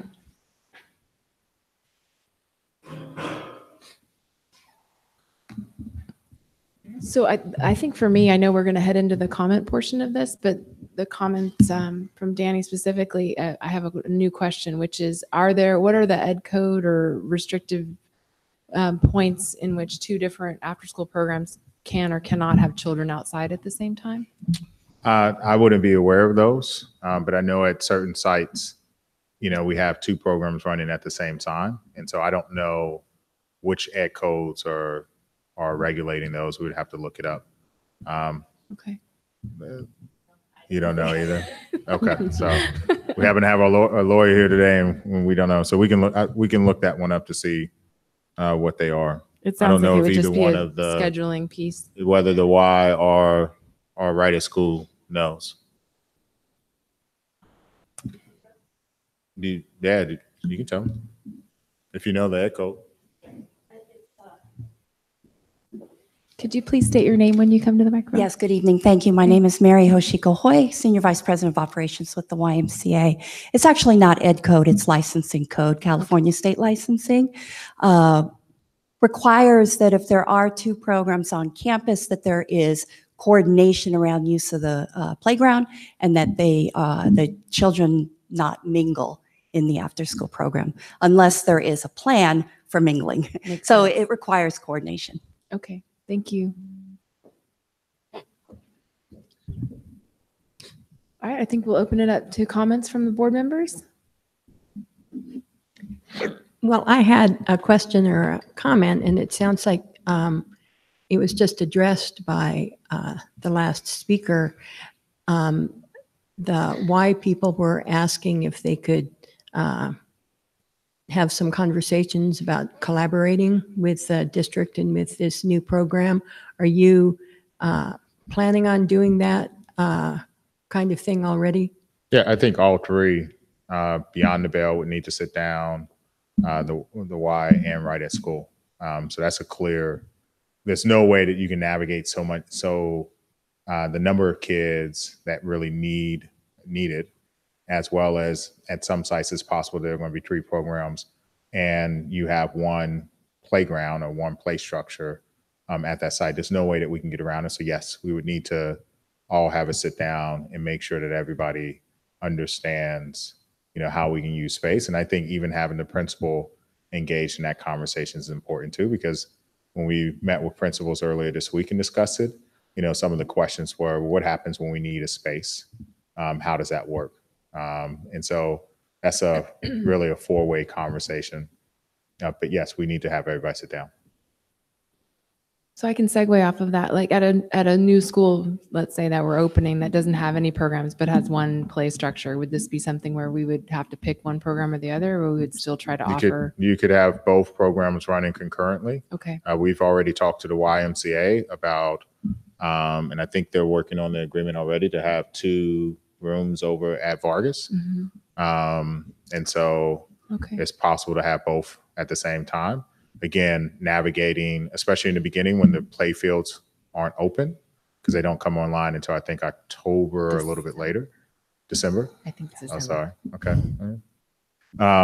I think there's a large conversation about how that's navigated too. Okay. And are you anticipating that at most of the sites, I think the Y isn't at the middle schools right now? Right. But There's Beyond the Bell is at Crittenden, and there is a city program at Graham. But at the elementary schools, which I've been out of, both my boys went through the YMCA program and we were very happy with it, but they're in college and out now, that there's enough demand that there would be room for both programs or three in some cases to coexist and, on a financially viable basis. I think just anecdotal record that there is. I think each program functions completely different in terms of the way that they'll have to get kids. The YMCA has an established group of individuals that always are coming, whether they line up or they're signing up and renewing it. And that's sort of a tried and true practice. Beyond the Bell is the students have to qualify for it, and those students are placed into the program. And then you have Right at School, which would need to go out and recruit and could possibly fill the delta between the kids that don't qualify for Newton, the Y, are beyond the bell. And so I do believe that there's a gap. And part of that is because we see this as Stevenson. So Stevenson has Newton. Newton, I don't want to say it's the equivalent of the YMCA, but it is an after-school program. They use 2 rooms over there. But a lot of Stevenson parents take their kids to the YMCA at Therakoff. And you see them sort of walking up and down. And I think that's just illustrative that there is a demand that exists. And I think that, and I think when we looked at Bullish Charter and we heard people talk about after school, that is, again, illustrative that there is a greater demand, especially because you consider that our end times are at 2:30, 2 o'clock or something like that, depending on the grade level. So I think the demand is there. How this plays out, I think everybody's going to play nice or play well in the sandbox.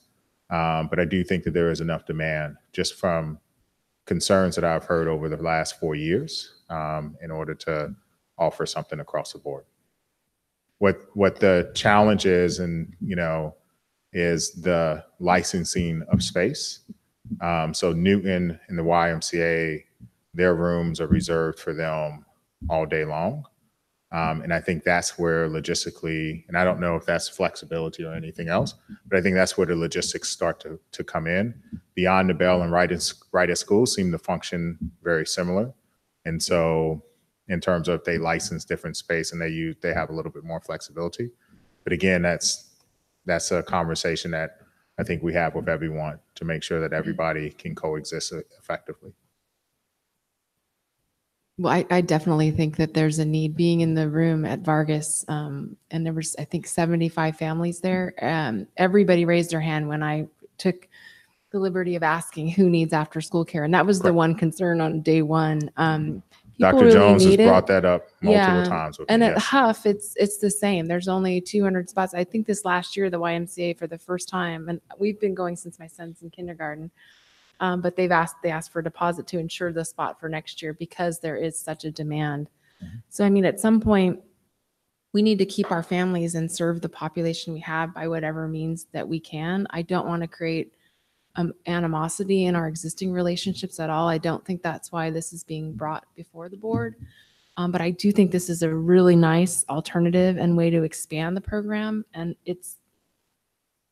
the price points are lower and they cover those, one-off days when things are closed that other programs don't do. So I think that outside of the wonderful programming that you presented tonight, we do need to think about there's the cost of living here in Mountain View, and some families are single parent families, and that this cost component could not pull people from the Y, but maybe include people who couldn't maybe afford your program or some other alternative with busing. Just one of my concerns is is there enough demand for both programs or all programs to remain financially viable? That I don't know. I don't know. I know the before school at Huff doesn't run, or maybe there wasn't demand for that. So I don't. Every school site I think is going to be unique. Is what we're going to see. I will say, as a parent of a kindergartner, the moms groups and the listservs and the Facebook groups, and I know for parents who are at Google, there's also Google internal listservs. After school care is just a huge issue for a lot of families in our district, especially when this is an expensive place to live. And a lot of families need both parents to be working full time just to be able to kind of hang on. And people line up in the wee hours of the morning to try and get a spot at the YMCA and really panic about it, and then are completely devastated when they don't get in. And I know families that chose to go to private schools because they could get before and after school coverage through those private schools. We heard about it with Bullis. So I see this as, I want to be very respectful of the relationship with the YMCA because you do so much in our community, and the program that you provide, people love it. There's a lot of really positive response. And I do, I think we take this first year and we see how it goes. And I do believe that there's going to be so much demand that none of these programs are actually going to be able to meet all of the demand that we have in our community. I also think that this hits, a few birds with one stone in that the homework support and the STEM activities, especially for our low-income families, if we can find ways to expand access, to expand scholarships, and make sure that we're, as we lose the capacity to have Beyond the Bell at some sites, that we are able to provide more opportunities for low-income families to attend as well, is something that I'm very interested in. I'm very interested in the revenue sharing as well. If we're going to companies like Google for a scholarship or for grants for coding in schools, I think going to them for grants for STEM instruction after school for low-income families it's not a hard sell. So I see opportunity in that space as well. Oh, I think you're right, but the whole point here though is you have to have options, and not one solution is always going to be there forever. And just like this board was a certain way a few years ago, and now it's different now. Government flow changes, the ideas come and go, but there's always a willingness to push further. And that's what we're doing here. So when Dr. Rudolph had mentioned this to me before, I thought this was a great idea because I think the problem is that you don't have enough programs to go around at each school site to help out. And they're restricted either by limitations to socioeconomic status or just funding in general. If you have a program like this that may be neutral in terms of cost, but there's some sort of scholarship component to it or creative funding, you have a partnership already and an understanding that it has to work one way or another for the benefit of all students, even low income. But the difference with this one is it provides homework support. That's key, especially for the community that, well, no, I know the Y does too, but not a lot of Latino kids go to the Y. A lot of the English language learners they can't pay for that. So that's not the point. The point is that if we can have that creative financing and funding to help them gain entry into that type of after-school program, that's what we wanted, right? That's what the community was asking for.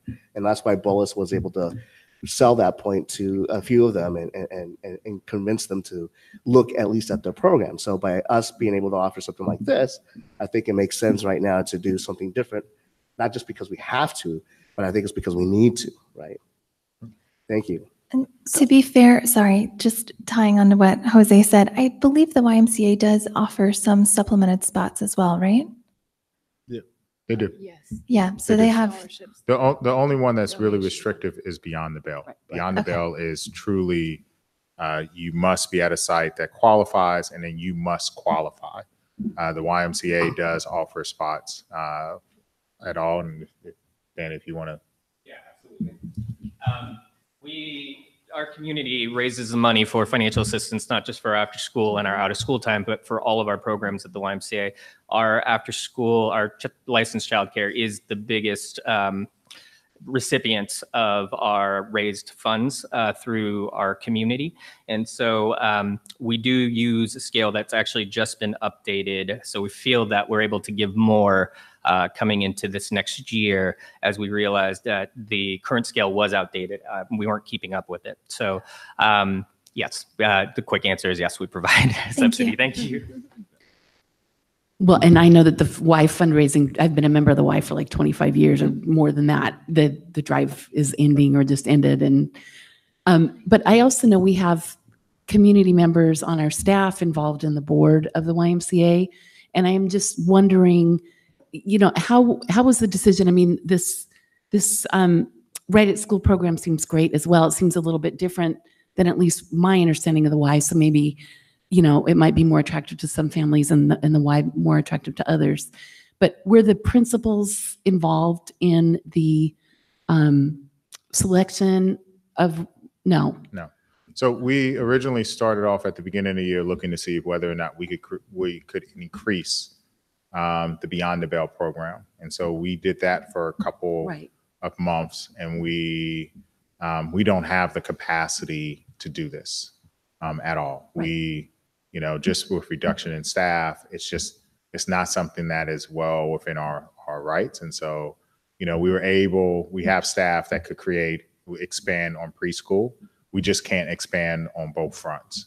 And so once we realized that we didn't have the capacity to do it, we then started thinking about, well, what are some ways that we could offer after school? And then we got a little sidetracked between December and February.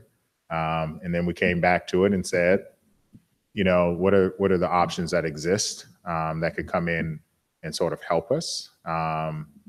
And we sort of landed at this. And I think, this isn't a critique about the why, and this isn't a critique about the Beyond the Bell. This is simply an admission of we don't have the capacity to meet the demand that exists within our community.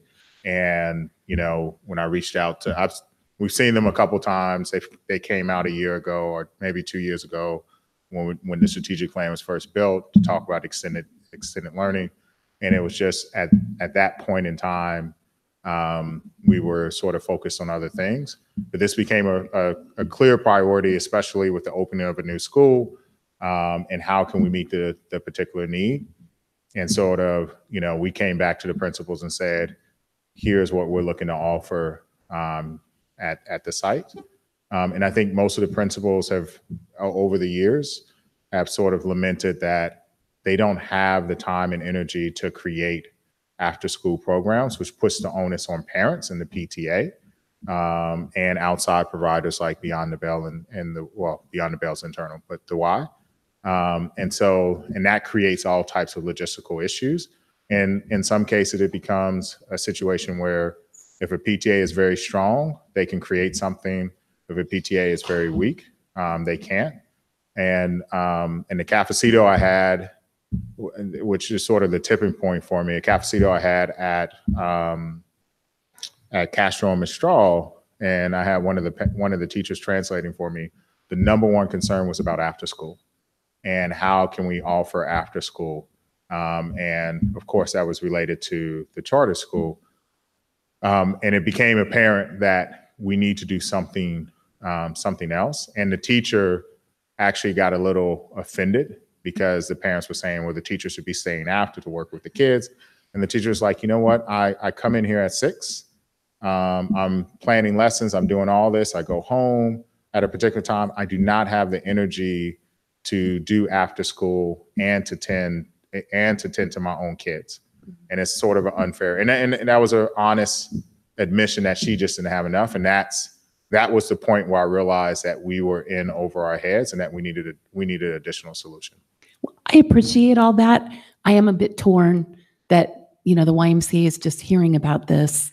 It does seem like the offerings are maybe a little bit different, and certainly it's a fine offering, but I'm looking at our schedule. I mean, the next board meeting, I guess, is not for another month on May 2nd because of the holiday. We only have, for the spring break, we only have one meeting this month.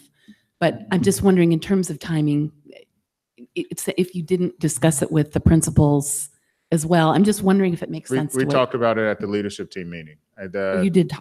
So we did talk with that. We've talked about it in cabinet. I think the challenge here is that if the goal is to extend the extended learning offerings at all of our sites, and we want to utilize an outside provider, and you want it to be up and running next year, then this is the point break moment. And I can take full ownership that there have been other things that have been pressing that have occupied our time, or at least my time, and that I haven't focused on. But this is the moment where, and I had an honest conversation with Right at School, and I've been staying on staff to make sure the YMCA is up and running, that they have everything they need to open at Vargas, because I've heard the parents of Vargas and Dr. Jones multiple times say there needs to be something at Vargas or else. And of course, every week I get to hear this in my meeting with the board president. But we're at the breaking point where if you want to extend offerings, there's no way that Right at School can. And I think they would even argue that they're sort of behind the gun. There's no way that they can get up and running by August with doing that. So you're going to extend it a year. And if that's the board's choice, then that's perfectly fine. But you just need to know that that's sort of the point that we're at because it's April. Well, I like the fact that you took the initiative to just listen to the parents. With all due respect to the principals, They have enough on their plates. If the district sees an issue and they hear it from their parents and they know it's an issue, and we could put some sort of solution to it, top down in this case for me is not a critique. I applaud that. I would rather have that type of initiative so we could get stuff done as opposed to just over collaborate. I mean, there are 3 organizations, they could play nice. Collaboration has its time and its place as well. I'm sorry, what? I said, I think collaboration has its time and place as well. No, I agree. But in this case, would you like to have the issue continue on further where we don't have any after-school support for certain types of kids? I mean, that sounds like inequity to me. And if we have a chance to be able to figure that one out now, I think that's a lot fairer for those students than we think. I love that cost sharing piece, that the revenue generation, and that it may be an option to where we can direct those funds to a singular or multiple sites that are more in need than others. I mean, I know that's a separate conversation, but that is really,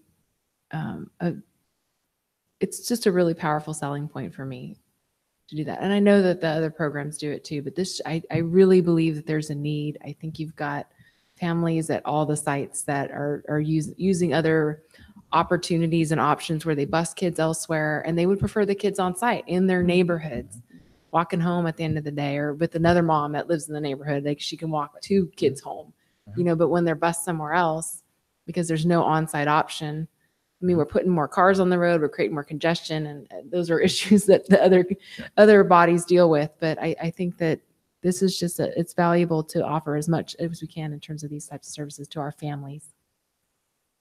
So I'd like to make a motion. Okay.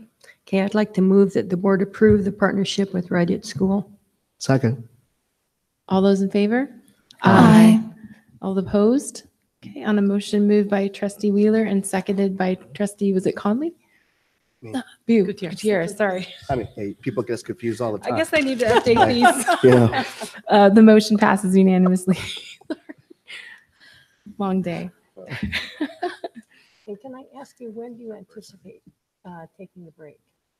Never.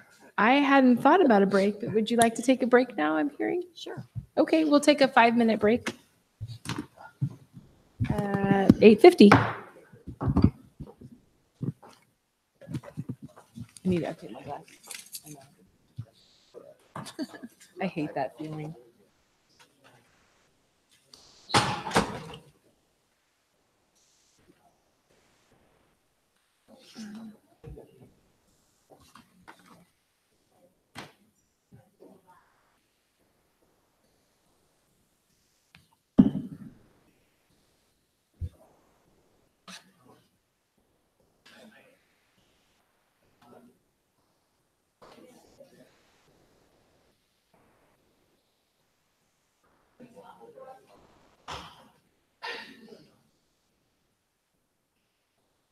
Painful. No dancing, no dancing.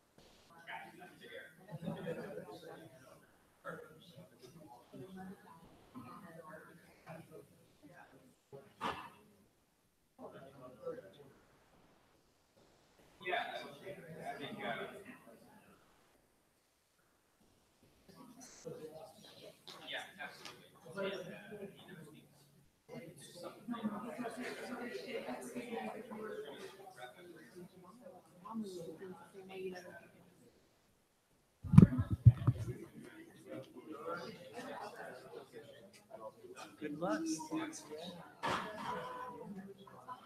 Everywhere.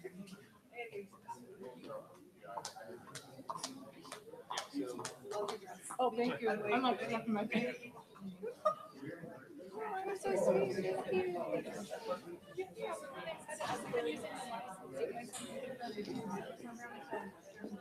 There's a huge need. Yeah. There we go. No. And I'm joking.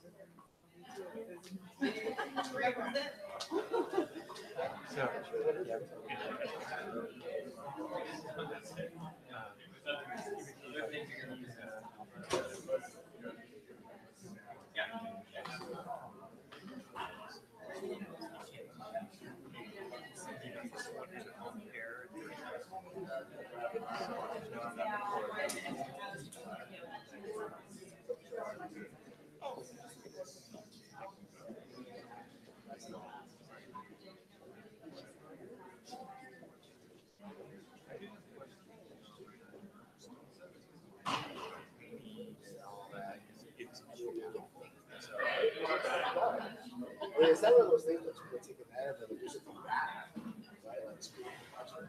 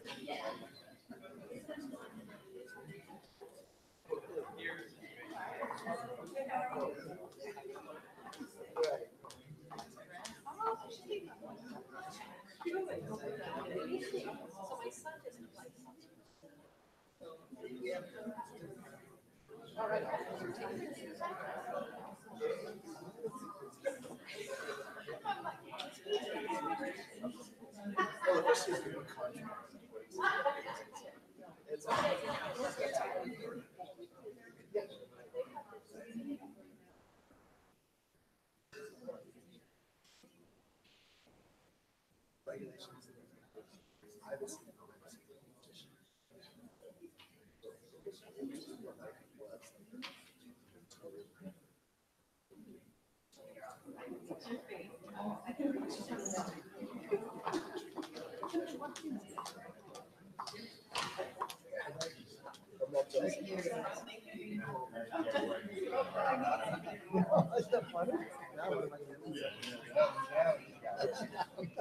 Oh, that's how I like it.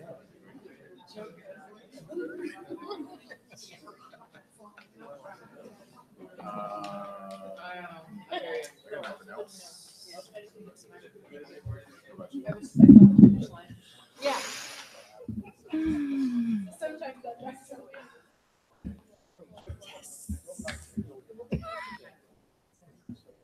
I'm the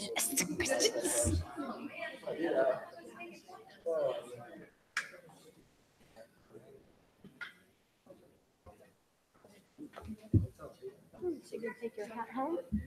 Oh, that was awesome. I love that project. No. I got this. Declaration of Needs. So you can't be consent unless we review an action. Further requirements, education code. Well, you could also, you could have put rubber bands around the balloon and paper pipe holders. Yeah.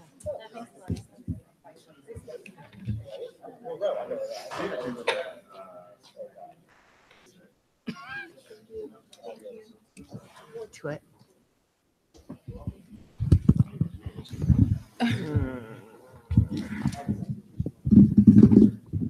Okay, at 8:59, we'll reconvene the meeting of the Mountain View Wisconsin School District Board of Trustees. And we're going to move on to item B, Declaration of Need for 2019-2020 school year. We have Good Mrs. evening, Geisel. Board Trustees. Per Ed Code 80026, each year, every school district in California must have a board-approved declaration of need for fully qualified educators on file with the CTC, which is the Commission on Teacher Credentialing. Basically, this document gives us, all districts, flexibility to move forward with waivers in case we have positions that we cannot find fully credentialed teachers. It allows us to hire teachers who are in process with credentialing who have a waiver for 1 year. We are recommending that the board approve the declaration of need for fully qualified educators for the 1920 school year. Thank you, Ms. Geisels. Are there any questions from the board on this item? For the CLAD and BCLAD waivers that we're seeking, when we hire in those positions, do we work with the teachers who are emergency credentialed to make sure Yes. that they complete all of that? We actually work with them through our BITSA program, and we actually work with them too through the Human Resources Department. We kind of monitor where they're at and send reminders and provide them with information on the testing that is available. It's available 4 times a year. So we're really very assertive about making sure that they get certified. Thank you. My questions were answered by email. Okay. Are there any members of the public who'd like to speak on this topic tonight? Okay, seeing as there are none additional comments from the board. Okay, may I have a motion? Sure. That the board approve the declaration of need for fully qualified educators for 2019-2020 school year. Second. All those in favor? Aye. Any opposed? Okay, on a motion moved by trustee Gutierrez and seconded by trustee Wheeler, the motion passes unanimously. And we'll move on to item C, runoff election for California School Board's Delegate Assembly. Dr. Correct. Rudolph? Yep, correct. So we need to, or the board needs to vote on who you actually nominated both people. So now you have to choose one between George Sanchez and Melissa Coswell. Can I say the night that I was running through my recommendations to our board, George was like number 2 or 3 in my recommendations ahead of Melissa. So that would still be my recommendation tonight, that we vote for George Sanchez. I would agree. Me 3. Me 4. Me as well. Okay. And I think Melissa will probably have a chance as openings come up to be appointed. So she'd be very well qualified too, but Yes. George has a long history and the Franklin McKinney School District, I think, deserves a voice. Okay, so You have to take a formal vote. okay, so can I have somebody make a motion? I move that the board I move that the board vote in favor of George Sanchez as our candidate for the California School Board's Delegate Assembly representative position. Second. All those in favor? Aye. Any opposed? Okay, on a motion moved by trustee Gutierrez and seconded by trustee Wheeler, the board puts forth George Sanchez in the runoff election for our school board's delegate assembly. And the next item will be item D, representative to the Bullis Mountain View Charter School Board. Dr. Rudolph? Yep. So the board asked for us to develop an application process for the appointment of a representative to the Bullis Mountain View Board. We had 3 individuals apply, Bill Lambert, Cleve Frink, and Rebecca Wright. And so the board is now asked to decide on who you would like to appoint, provide if Bullis opens as the board member who would represent the board. the board member on Bullis Mountain View who represent the board, Mountain View Wisman Board of Trustees. So this would only be if Bullis opens, or, okay. I mean, technically, so it's hard to tell whether or not their board is actually meeting. So technically, you would be appointing a member, and if they do have a board meeting, that person has the right to be at those meetings. But we don't really know when and where they meet, and so that's a little bit difficult to ascertain. That's yet to be determined. So at this point, we're just going to vote for the representative, and we'll leave that question to the side. Yes. All right. Any questions by the board on the action we're trying to take? Okay, comments from the community on this item? Seeing as there are none? I see we have two of the people incumbents here. Right. No statements.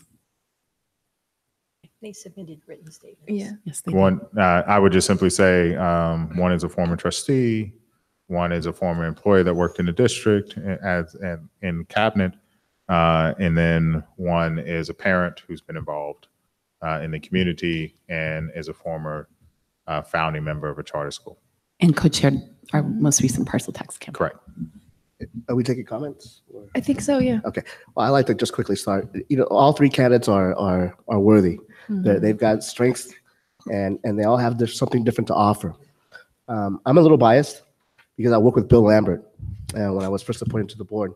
And I know all of them can lend strength to our voice on that other board, but having worked with Bill and knowing that we've been through some tough situations in closed session and in public session, we were able to gather consensus, problem solve, work well together, listen to the communities, regardless of what neighborhood we were from, and propose ideas to get action on the board to be taken for the betterment of the kids.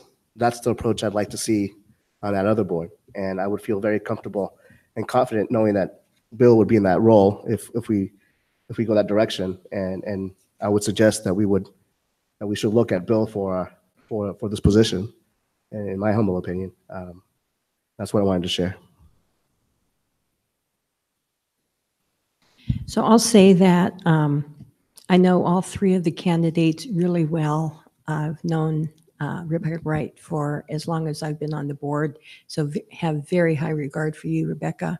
I have very high regard for Cleve Frink and the work that he's done for our school district.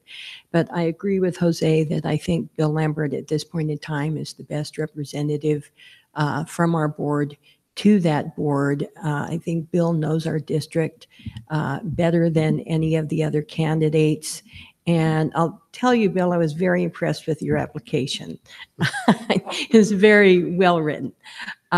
So I would also agree that I would like our nominee to be Bill Lambert. I will go in on as a third on that. I think all the candidates from the statements, I don't know all of them personally, but they were all very more than qualified for this. I think given your experience, Bill, and established relationships as well with everybody in this community and all school sites and the leadership, I think you would be an ideal candidate. And I have to concur. I do have tremendous respect for Becky and Cleve, whom I worked with closely on the parcel tax campaign, both wonderful contributors to our district, and we're very fortunate to have you here as advocates. But I think given Bill's direct experience on this board and as the observer for the league and his governance skills professionally and otherwise, I think he probably would serve us best. But I feel so grateful to be in the position to have three such strong candidates applying for the position.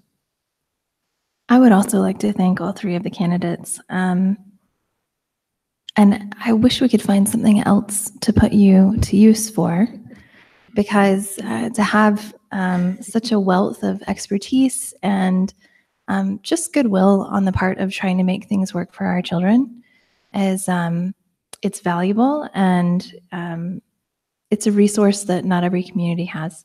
So thank you for putting in the time to do this, and also just the application, and then being willing to take on what is not an easy situation. I will concur with the rest of the board regarding Honorable Lambert. I'm sorry, Bill. But I think the fact that you are also serving as the League of Women Voters observer of the school board here, so that you are not that you have to come to every meeting, but you're coming to the meetings and you're watching all of the current business that's going on as well. And I respect the opinions of my colleagues who have worked with you.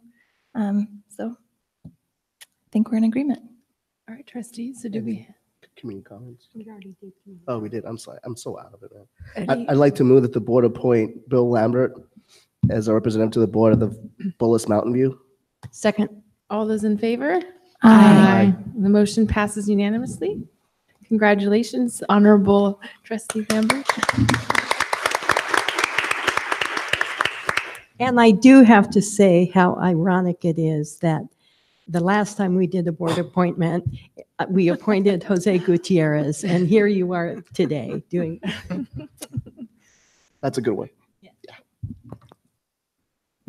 Okay, it looks like now we'll move on to item E. Yep. The approval of notice of violation to be issued to the Bullis Mountain View Charter School Governing Board pursuant to Ed Code Section 47607. Yep. Mrs. Wright and Mr. Lambert, thank you both for your applications and applying. So really grateful for that. So let's turn to the second part of our issue. And so staff is asking the board to approve a letter of violation to Bullis Mountain View. And so the first thing is that we did at the December 28th meeting or December 20th meeting, approve the petition for a 3-year term beginning July 1, 2019 and through June 30th, 2022. We did put in certain requirements. The first one was around governance. We wanted to make sure that the majority of the members of Bullis Mountain View actually resided in Mountain View or either within the city boundaries or the school district boundaries. That came out of the original petition, which had almost all of the members from the Los Altos area and had an affiliation with Bullis Los Altos or Bullis Charter School, as opposed to any affiliation with the community. The second requirement is that we expect, because the petition was based on the work of Bullis Charter School and the delta or the difference, the performance difference between the two, we actually require that the district the charter school uses a district-wide assessment, and that they had to show 5% improvement on either the CASP or the district-wide assessment in order to sustain. And that is probably the most important part in the Ed Code about how charter schools are evaluated outside of finances, is to make sure that they are they're performing educationally, they're performing better on educational metrics than the school district. The second one is that we asked for them to readjust their budget estimates. They overestimated the amount of money that they would receive for free and reduced lunch. So we actually asked them to readjust their numbers to be more reflective of how much we spend per pupil, as opposed to overestimation of it, and for them to come in line with where our current rates are. The other one is that we asked for them, in order to meet the stated goals within the petition, that they change their attendance preference to students who are eligible for free and reduced lunch meals, which was currently number 4 on the priority, and move that up to number 1. And then the second preference is for students who are qualified for free and reduced lunch meals to move that up district-wide before siblings, before the 10% set aside for their staff members, the founding board members, all these other priorities. And part of that is rooted in charter law that says that a charter school must actually mirror the demographics of our Ed Code, sorry, not charter law, that a charter school actually must mirror the demographics of the district. And the final thing was to outline the specific obligations that they had to enter an MOU. And so there have been some non-compliance. And so there are Ed Code grants the authorizer certain abilities to review a charter. And in the event that a charter is in non-compliance to take action. So the first one is if there is a committed material violation, if they fail to meet or pursue pupil outcomes, they fail to meet accounting principles, or if they violate a provision of law. And so when you look at CARSNet, which is it's actually from, I think it's out of Alameda, it's one of the counties. They essentially provide, it's a charter authorizer resource network, or the California authorizer, maybe charter or California. But it is the sort of the guidebook, bless you, it's a guidebook for charter schools. And so a lot of resources have been compiled there, and these resources are used across the state. They also provide authorizers with training throughout the year so that they can make sure they're adhering to the law.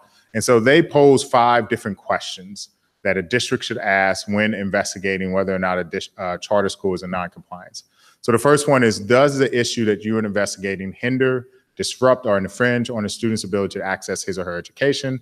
Does it impact the ability of the charter school to fulfill its obligations? Does it represent a pattern of non-compliance or indicate larger systemic issues?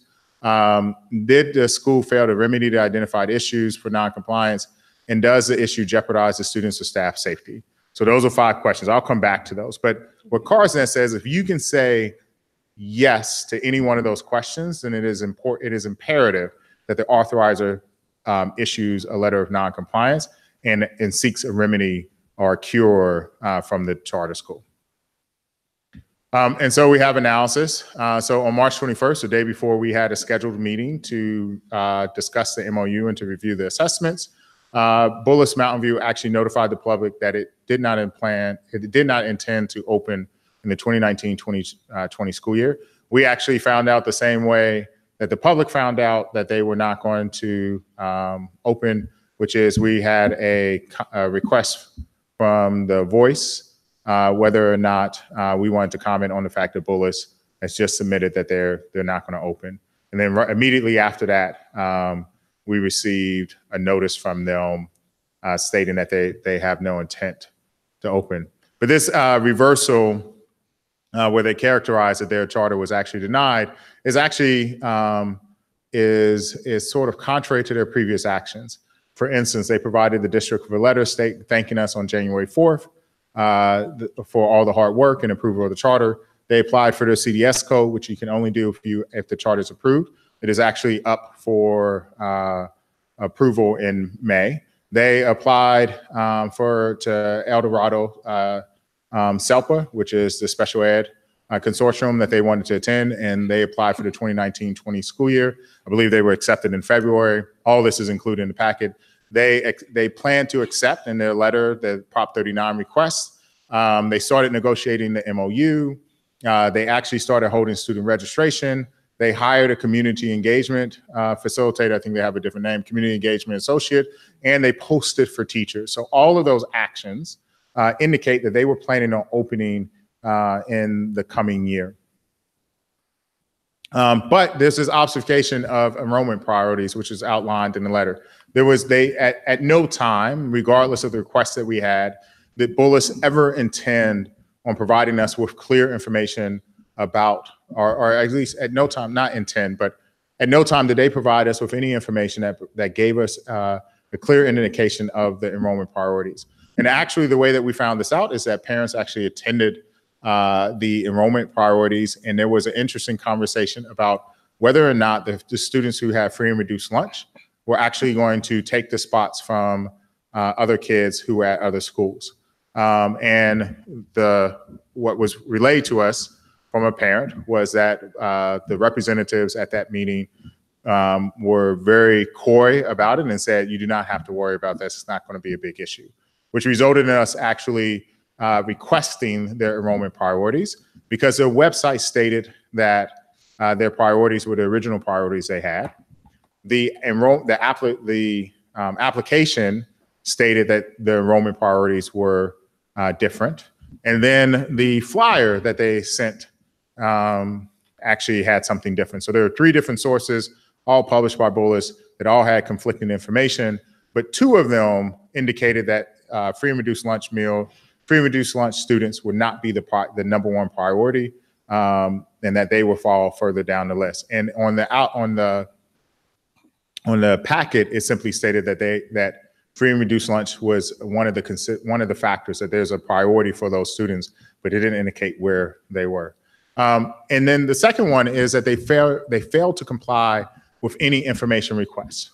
We sent an earlier request stating when were you having your board meetings and when were they meeting and what is your schedule, and if you could provide us with any minutes. They would not comply with any of those. We did a Public Records Act to the Bullis Charter School, which in turn resulted in everyone who is associated with Bullis Mountain View changing their emails to Bullis Mountain View. And Bullis Charter School, those emails were removed immediately. And then Bullis Charter School stating that they did not have any records that were reflective. And while we're glad that the Senate bill has just passed, that Senate bill actually doesn't take effect until January 1. And so there is this inherent sort of cat and mouse game about whether or not they're going to provide us with any information. In their letter to us, for one of the information requests, they simply said that they have not been given space, therefore they have not had any meetings. But what was clear is that they had planned activities that were occurring that indicated that there was some level of planning that was taking place between their board. For instance, the March 7th meeting that we had, their board members were here and present, and they stated that they were not going to hold their lottery on March 7th, that their board and staff had made a decision to not hold it. But it's interesting that their staff, their board, as well as their staff was able to make that determination, but yet they're not meeting to have any of those types of conversations. And so that becomes a real big issue for us. And then there was a clandestine approach to circumvent the approved charter. So representatives from Bullis Mountain View actually approached the county in order to hear an appeal. And their categorization of the district actually denied the charter. And the county, a majority of the board. When you say the county, do you mean the County Board of Education? County Board of Education. And the county and the board at this point has refused to hear it because they do have an approved charter. And the only way that you can actually appeal a charter, appeal to the county, is if your petition is denied. And there is case law, San Jose and the California School Boards Association versus the State Department of Education, where a authorizer, in this case the state department of the state board, actually did make a fundamental change to a charter petition. They in San Jose, they actually removed the high school portion of a charter in order to meet the stated goals. And so there is precedence that says that an authorizer can make fundamental changes to a petition if they feel like if those changes are necessary to meet the needs that stated goals that were within the petition. And so this sort of behind the scenes approach to circumvent the charter and recharacterize the approval as a denial, even though all of your actions state that the approval was actually in process and that that the Bullis Mountain View was actually moving forward as if they had an approval, suggests that something else is at foot. And so we come back to these 5 questions. So does the issue that we're investigating hinder, disrupt, or infringe a student's ability to access his or her education? That one's debatable, but I wouldn't say yes to that one. Does the issue impact the ability for the charter school to fulfill its obligation to various stakeholders? I actually would say yes, that this one does. Their petition is based on the premise that they are going to serve low-income students, and all of their actions indicate that they have no intention of serving low-income students, that it is a lower priority, and that simply they want to recreate the wheel at Bullis Charter School. Does the issue represent a pattern of non-compliance or indicate a larger systemic issue? Again, I would say yes in this one. Bullis's actions over the course between January and today have been one of secrecy, have been one of clandestine activities, have been one of obfuscation to make sure that we do not have any information on their operations. And as an authorizer by law, they are required to provide us with any information that we request in order for this board to do their job. And so the fact that this pattern continues to exist, even though they acted as if we were the authorizer, is clearly an issue that we're concerned with. Did the school fail to remedy the identified issues? We've already received their response in terms of how they plan on responding. We received that today, where they said that they are not going to comply, or they're not going to participate in the revocation process. But that's a later question, so we can't really say that they failed. That's a question we'll have to come back to. So I would say no here. And does the issue jeopardize the student or safety, represent a serious threat to the school or community? One of the things that we were supposed to go over on the 22nd was a list of activities that the charter school has to do, including insurance, and making sure that the facility is actually safe. Considering that they were planning on accepting the Prop 39, but we do not know whether or not they started the process to provide insurance and make sure that it will be a safe and orderly environment for our students, does suggest that this is a possibility that their opening could jeopardize the safety of our students because they do not have the necessary items that are in place in order to open on time and or in order to open effectively. And so in this case, staff would say, again, yes, there is jeopardy for our students to enter into this facility without having the proper assurances that this is going to be a safe environment. And so it is staff's determination that the representatives of Bullis Mountain View are in violation of Ed Code 47607C. And in order for them to remedy this, they need to comply with all of our requests regarding enrollment and opening procedures. And again, as part of the packet, you saw that there is an extensive list of activities that they need to have in place in order to demonstrate that they're ready to be open. They need to work in good faith to finalize the MOU with the authorizer. Their characterization that we have not responded to their requests is a flat out lie. We did respond to their requests, and in fact, they have yet to respond back to our edits to their MOU. And in some cases, you know, for instance, the 10% set aside for staff's children, that's the first time that we ever saw that. It was not in the original petition. And so how that one made it into the MOU is actually kind of interesting. And so to characterize the district as playing a cat and mouse game when this new enrollment priority comes into play demonstrates again that there was no intention of fulfilling the requirements outlined in the MOU. And they need to demonstrate progress towards all requirements outlined in the approval process. So there are 5 requirements that we gave them, including the finalization of the MOU. And they need to provide all requests of information to board members and on board members and meeting dates. There is no information outside of this person lives in Mountain View that we can use to verify whether or not they actually do live in Mountain View. And I think that's also a big issue. So staff is recommending that the board formally approves a letter of violation and that Bullis Mountain View representatives have until May 5th to resolve the issues that are outlined. Thank you, Dr. Rudolph, for this overview and all the good details provided to us and to the community. I'm going to open it up to questions from the board.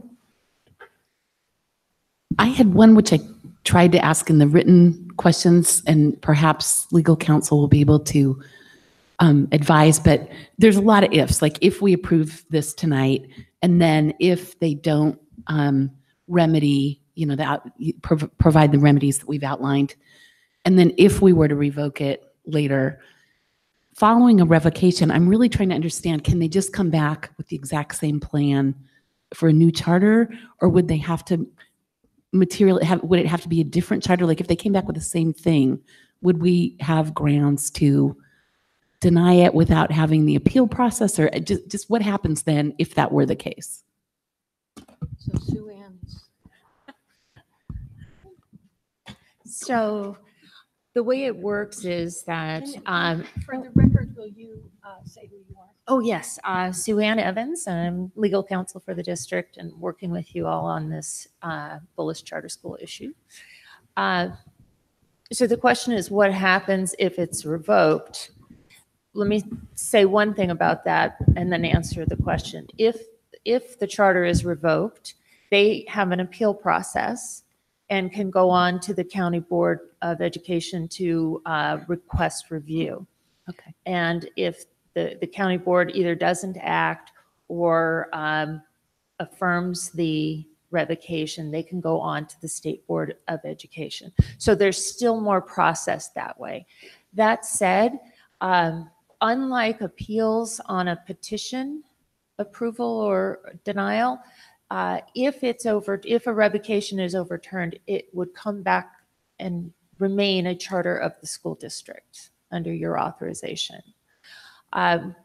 What happens if it's revoked? If they were to come back to you with a new petition, one of the things the board can consider is the history of a particular petitioner. And if you have a history with this charter school that demonstrates that they're not able or willing to work cooperatively and comply with the law, then that's a grounds to take into account in denying a charter. So it doesn't preclude them from coming back, but frankly, any district that would receive a charter petition from that group of people would have the same ability to evaluate their past history if they're in fact revoked by this district.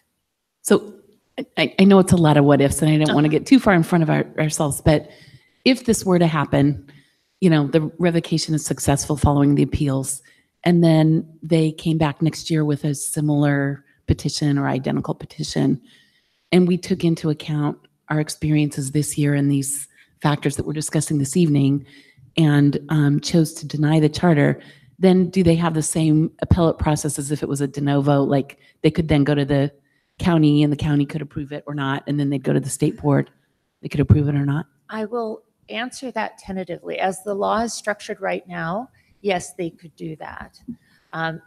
Once there is a denial on the record by official action of this board, then they can appeal to the county.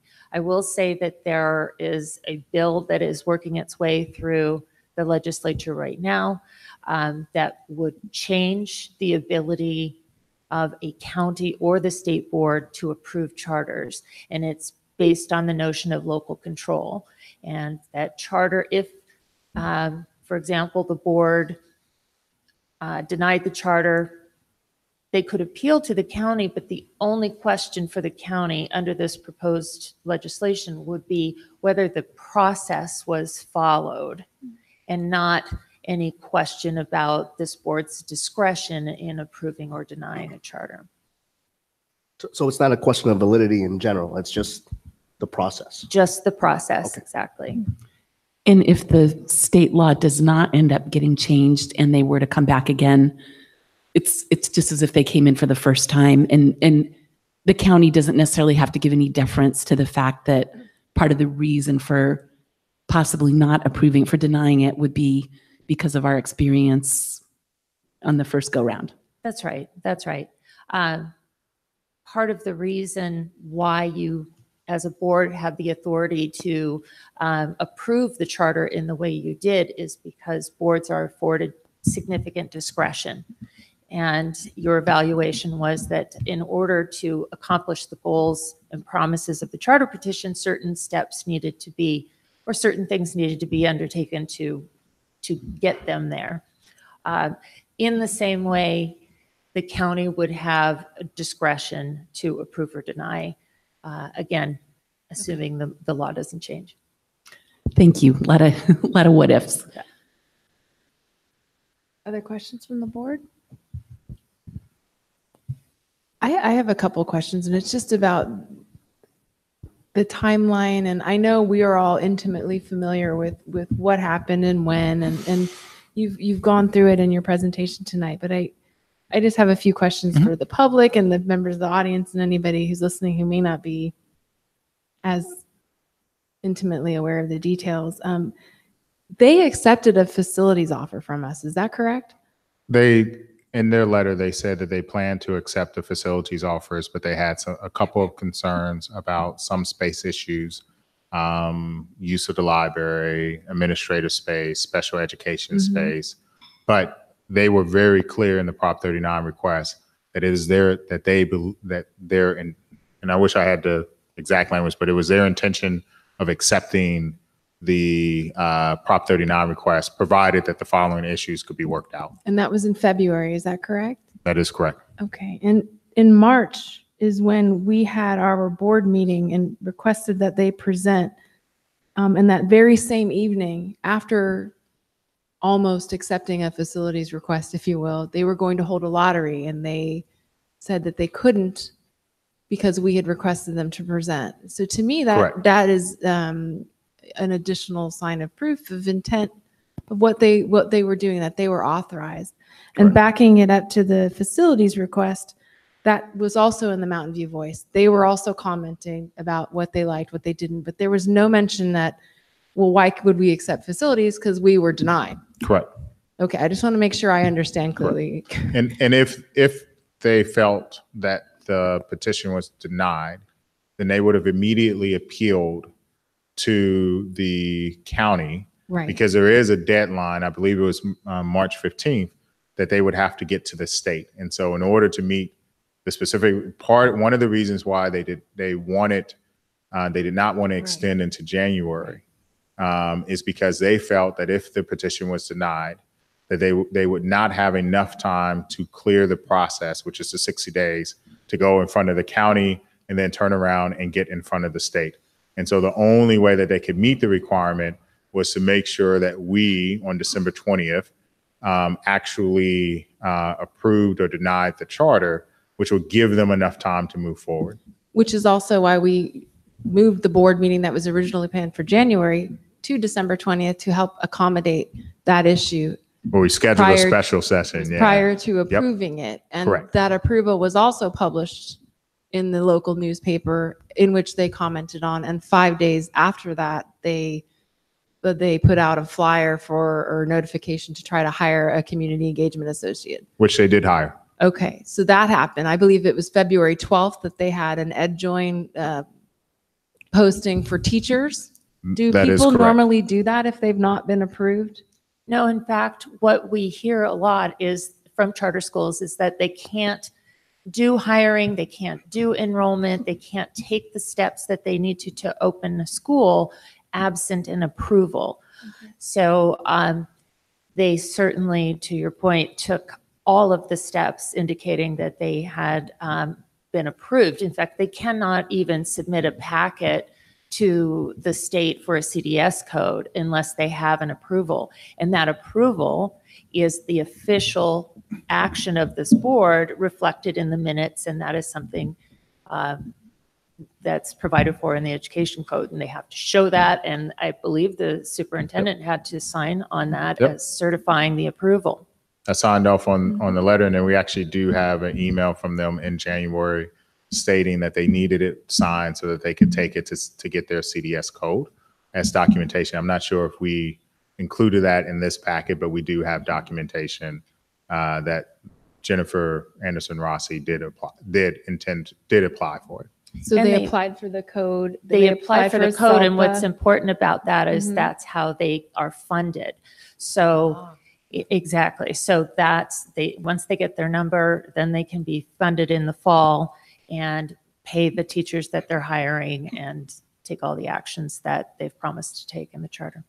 And is it correct that in early January, they thanked us for our time and looked forward to working with us in the future? And that to me does not indicate a denial of a charter petition. On January 4th, they Okay. sent that letter thanking us. And one final thing that I'm not sure the public is aware of, that we had an agendized meeting on March 22nd. The agenda was submitted, I believe it was the 16th, the week prior. Yes, They so were informed of it. It was public knowledge. And the day prior to that meeting, they would have agreed to meet with us if we would agree not to have lawyers present. Is that correct? That is correct. So we scheduled a meeting at the conclusion of the March 7th meeting and scheduled a time. We followed up with them on 4 different occasions to confirm whether or not they were going to attend. The Friday before, the 22nd, they accepted the invitation and we included the agenda, which included a review of the checklist from CarsNet, a discussion about how to communicate more effectively and how to collaborate more effectively, a review of the facilities use agreement, the FUA, a review of the MOU, and then a review from 2 to 4 of the actual assessments that they had in question. And so it was a 9 to 4 meeting. Mm-hmm. The district was planning on providing lunch. They agreed on Tuesday, the Tuesday before. They stated they made a request that we do not include legal counsel, which we declined. And then on the Thursday, the 21st, they informed the Voice, and then they informed the public, and then they informed us that they had no intention of showing up to agreed upon meeting on the 22nd. Was it just the week prior to that that we learned that they had reached out to the county to try to circumvent our already existing approval to try to see if they could get, an additional approval at the county level? Yes, the Friday before we learned that this was discussed by the County Board of Education. Okay, thank you. So in this game of what ifs, what happens if Bullis comes back into compliance by our deadline? They will open, provided that they can meet all of the requirements that are outlined in the opening checklist. They would be allowed to open in accordance with the charter that's been approved. And how much does basically mothballing the current district office site and holding it for the year cost the district? That one I don't know. It's hard. It's the energy costs that are associated with it. The buildings we own. So I think the bigger concern is that are now expending money to put preschool in different locations and renovating those spots. And that was a change order that had to go into effect in order to accommodate Bullis opening at the repurposed Stevenson campus and temporary district office. If you could send us the numbers, if possible, through email sometime when you have time, so that we can have that for reference sake as a point of fact, mm-hmm. that would be appreciated. We can send the costs of the change orders that have occurred because of it. Yes. Okay. Thank you. Other questions? Are there members of the public who'd like to speak to the board on this item? Okay, seeing as there are none, do you have any additional comments or a motion? I move that we approve. Oh, do you have a comment, Ellen? I do have a comment. Oh, sorry. So at the March 7th meeting, when Bullis came before us, and they had sent out an email to families the night before on the 6th, saying that their meeting was canceled because their lottery was canceled because they had been requested to present to the district. It was a very confusing presentation, and I encourage the public to go back and watch that March 7th meeting. Something that I did afterwards, I went home and I was trying to figure out why this lottery that had been planned had been canceled at the last minute, because it didn't seem logical that their entire staff would not be able to carry it out. So I went and I watched the County Board of Education meeting on March 6th. And even though Bullis is not mentioned in their agenda, at the end of the closed session, when the board trustees returned, they mentioned that the potential litigation that was discussed in the closed session was having to do with Bullis.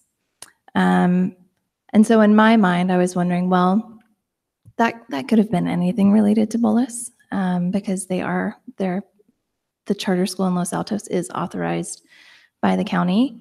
But it was interesting that even though we had invited them to our board meeting on February 15th, they did not cancel their lottery until March 6th.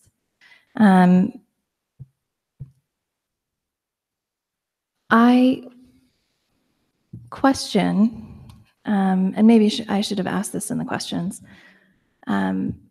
this change that we've seen And what seemed like a process that had begun with our approval, suddenly a turn after doing all of these actions that designated that they thought that they were approved. And I would really love to know, and we don't have a way to gather this information if we're not being given information as the authorizer, if they did have the number of free and reduced price lunch students, families apply that they would have needed to be in compliance with the petition that we approved. We may never know why the reversal in behavior happened and the communication changed, but I do have big questions about whether or not they were actually able to meet those goals and those recruitment goals. Well, I think that just goes to the issue of transparency. So when people come to our board and they ask of us certain things, they always point the finger and say transparency, transparency, transparency. Oh, you guys are being shaky. Oh, you're being sneaky. Oh, you're hiding behind the curtains. That's not true. We are very transparent. What you saw from Bolus is not necessarily the same type of relationship. It's very different. When they interacted with us as partners, we've already talked about this to death. The insincerity that you see now in hindsight is pretty much apparent. But I think the larger issue is, and I don't really want to know if they have the numbers or not. What I look at as valuable information is, how do you deal with your partner in a relationship? Just in sheer terms of communication and the transparency behind that, because that goes a lot. It goes a long way to understand the validity of the relationship, the sincerity of the relationship, and the intent of the relationship. And so when you can measure those things, then you can see whether or not both of you are working towards a common goal. So, having said that, I don't really want to know if they have the numbers or not. All I know is that this isn't working out. So I move that the board approve the notice of violation to be issued to the Bullis Mountain View Charter School Governing Board pursuant to Education Code Section 47607, subdivisions C and D. Second. All those in favor? Aye. Any opposed? Okay, the motion moved by Trustee Blakely and seconded by Trustee Gutierrez. The motion passes unanimously. And we're going to move on now to item 10 under review and discussion, the strategic plan dashboard update. Do we have enough time? It says 20 minutes and we got 15 until 10. You have 15 minutes, Dr. Rudolph. That's a yes. We have enough time. I don't think for he's the going record. to object. Okay. All right. All right. So we have every year since last year when we created this dashboard, we've created a process that we can report out whether or not we're making progress towards the items that are outlined in our strategic plan. And so the first thing is that the strategic plan was approved in 2015, 2016. And then in addition to, Sue-Ann, have a good one. In addition to the strategic plan, there's the LCAP is aligned to this, and the trustees also develop yearly goals, and we'll talk about those too. The dashboard is a way for the community as well as the board to have an at-a-glance view as to whether or not we're making progress on both strategic plan actions as well as the annual goals that are set by the board.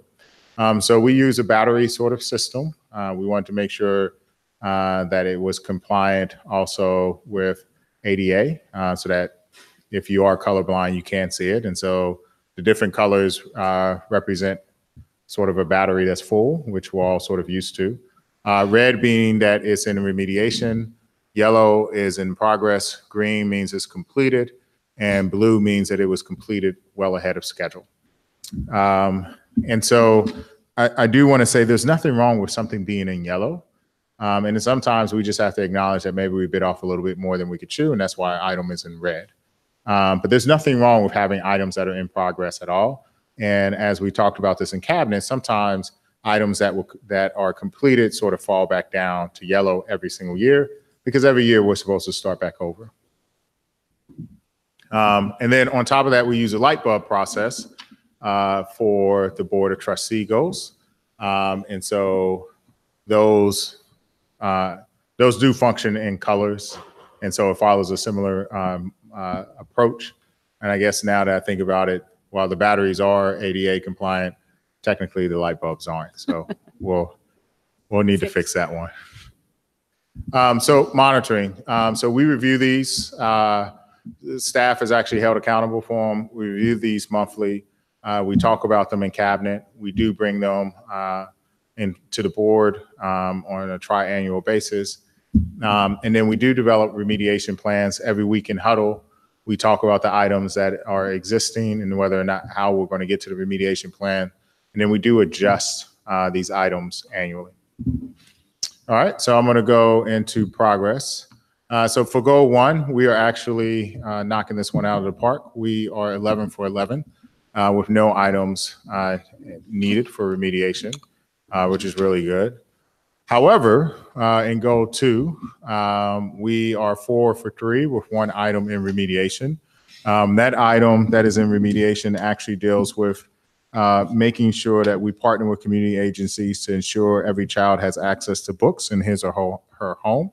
Part of this is that originally when this item was developed, that the idea was to partner with the Mountain View Library. At the beginning of the year, the Mountain View Library's head librarian retired. And so we sort of transitioned and sort of waited until the new person came in.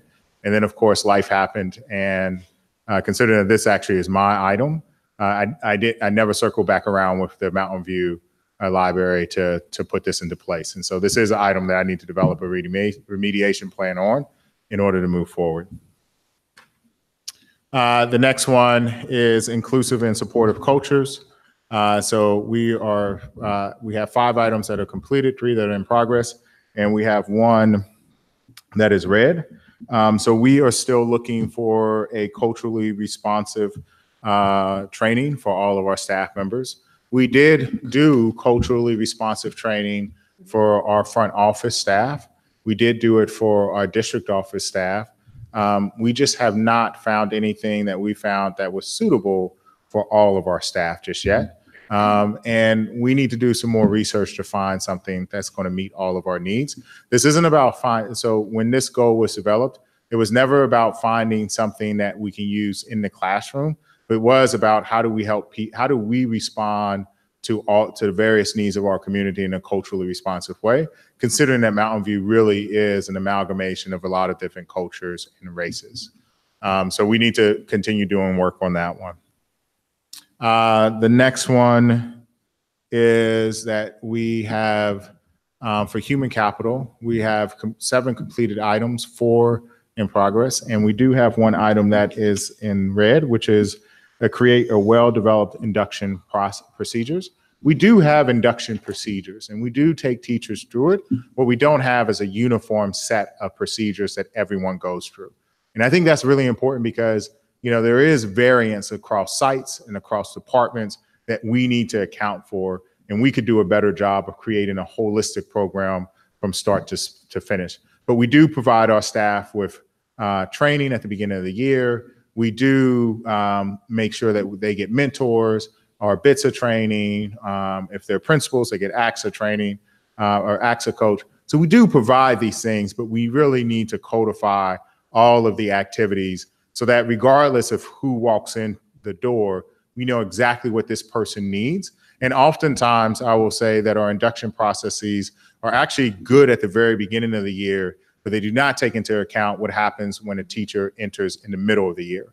And oftentimes we sort of toss them to the wolves as opposed to being very intentional of developing the processes. For instance, at the beginning of the year, we put a lot of emphasis on making sure that our teachers, all of our staff undergo the Keenan training. However, if we hire someone after we hit that deadline, there's not as much compliance or facilitation of compliance around this time of the year, right? We're not monitoring it the same way. And so that's an area of, if you have a well-developed induction process, regardless of when you're hired, you make sure that that process actually takes place. For resource stewardship, we have 9 items that are completed out of 11. We have 2 that are in progress, and we have no items that are in need of a remediation plan. And then the last one is there are 3 board goals. that were given. So we are currently testing for LPAC right now, which is board goal 1, which will determine whether or not we're meeting the 80%. And we are currently revamping the way that we present the information so it's a little bit more user-friendly. The second one is a plan of action to increase science and technology offers. So we have a board-approved approach. We now need to fill in sort of how that gets accomplished. What is a professional development? And then the last one is develop a plan of action with clear recommendations for improvement and programmatic changes for Mistral. We did complete that, but we need to do the due diligence to make sure that all the background work is in place so that Mistral can be successful in the coming years at the start of the year and moving forward. And so that's why they still are staying in the sort of in progress. So our next steps, we need to finalize our remediation plans, and we need to bring those back. And also we need to ask ourselves, with everything that we have on the table, are these items actually something that we can do? For instance, the library one has sort of been on the plate and planning process for 3 years, and this is the first year that it's came online. Is that really a priority that we should be focused on, or are there other priorities that really matter? We've, a couple years ago, under board direction, we removed some of the items because we were actually really aggressive saying, these are all the things that we have. And it could be that because this is something that occurred later on, that this may be one of those items that we just need to pull off. So we need to really have an honest conversation internally about that, but we do have to develop some remediation plans, which we'll bring back. The next one is we also need to bring the annual goals back that were developed at the board retreat. Dr. Gorman has provided those to me. I need to bring those to, what is that?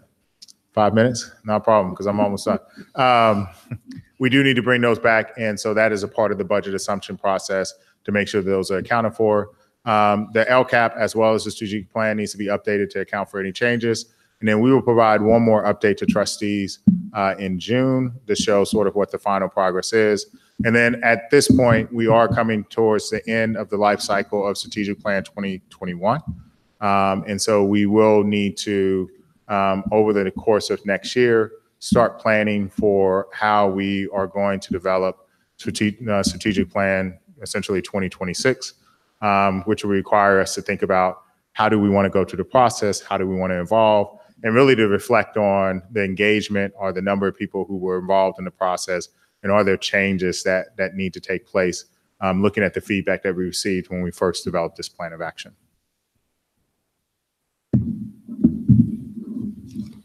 All right, are there questions from the board? My questions were answered in the emails, so thank you.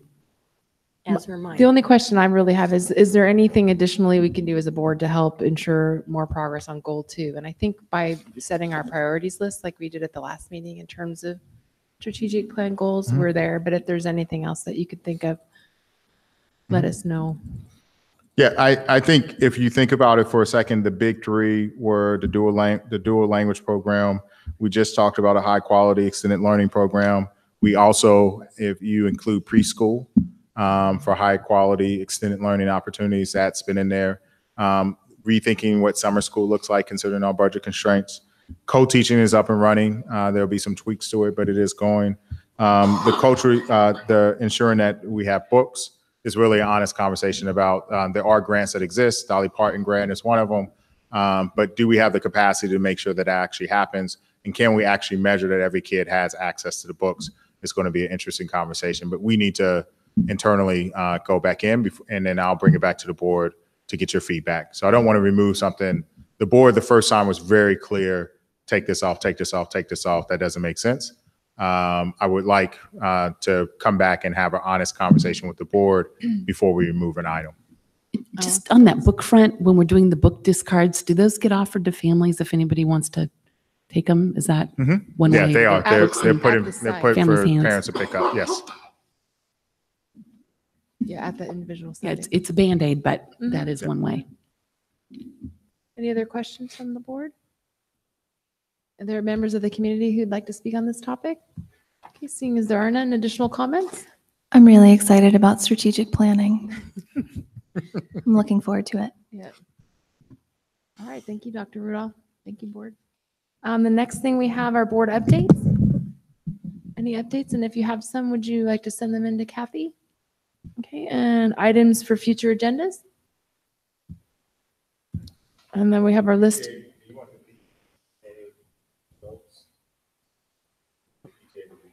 Not right now. PTA what? Year-end report, sorry. Is that, yes. Yeah, normally. But speaking of PTA, everybody should have gotten their second notice of PTA council luncheon, and you need to send in your your form and your check and your form. $30. Yeah. Okay. That one. All right. Thank you for the reminder. Yes, thank you. Okay, it looks like at 9:58, we'll adjourn the meeting in the Mountain View Wisconsin School District Board of Trustees. Thank you, everyone.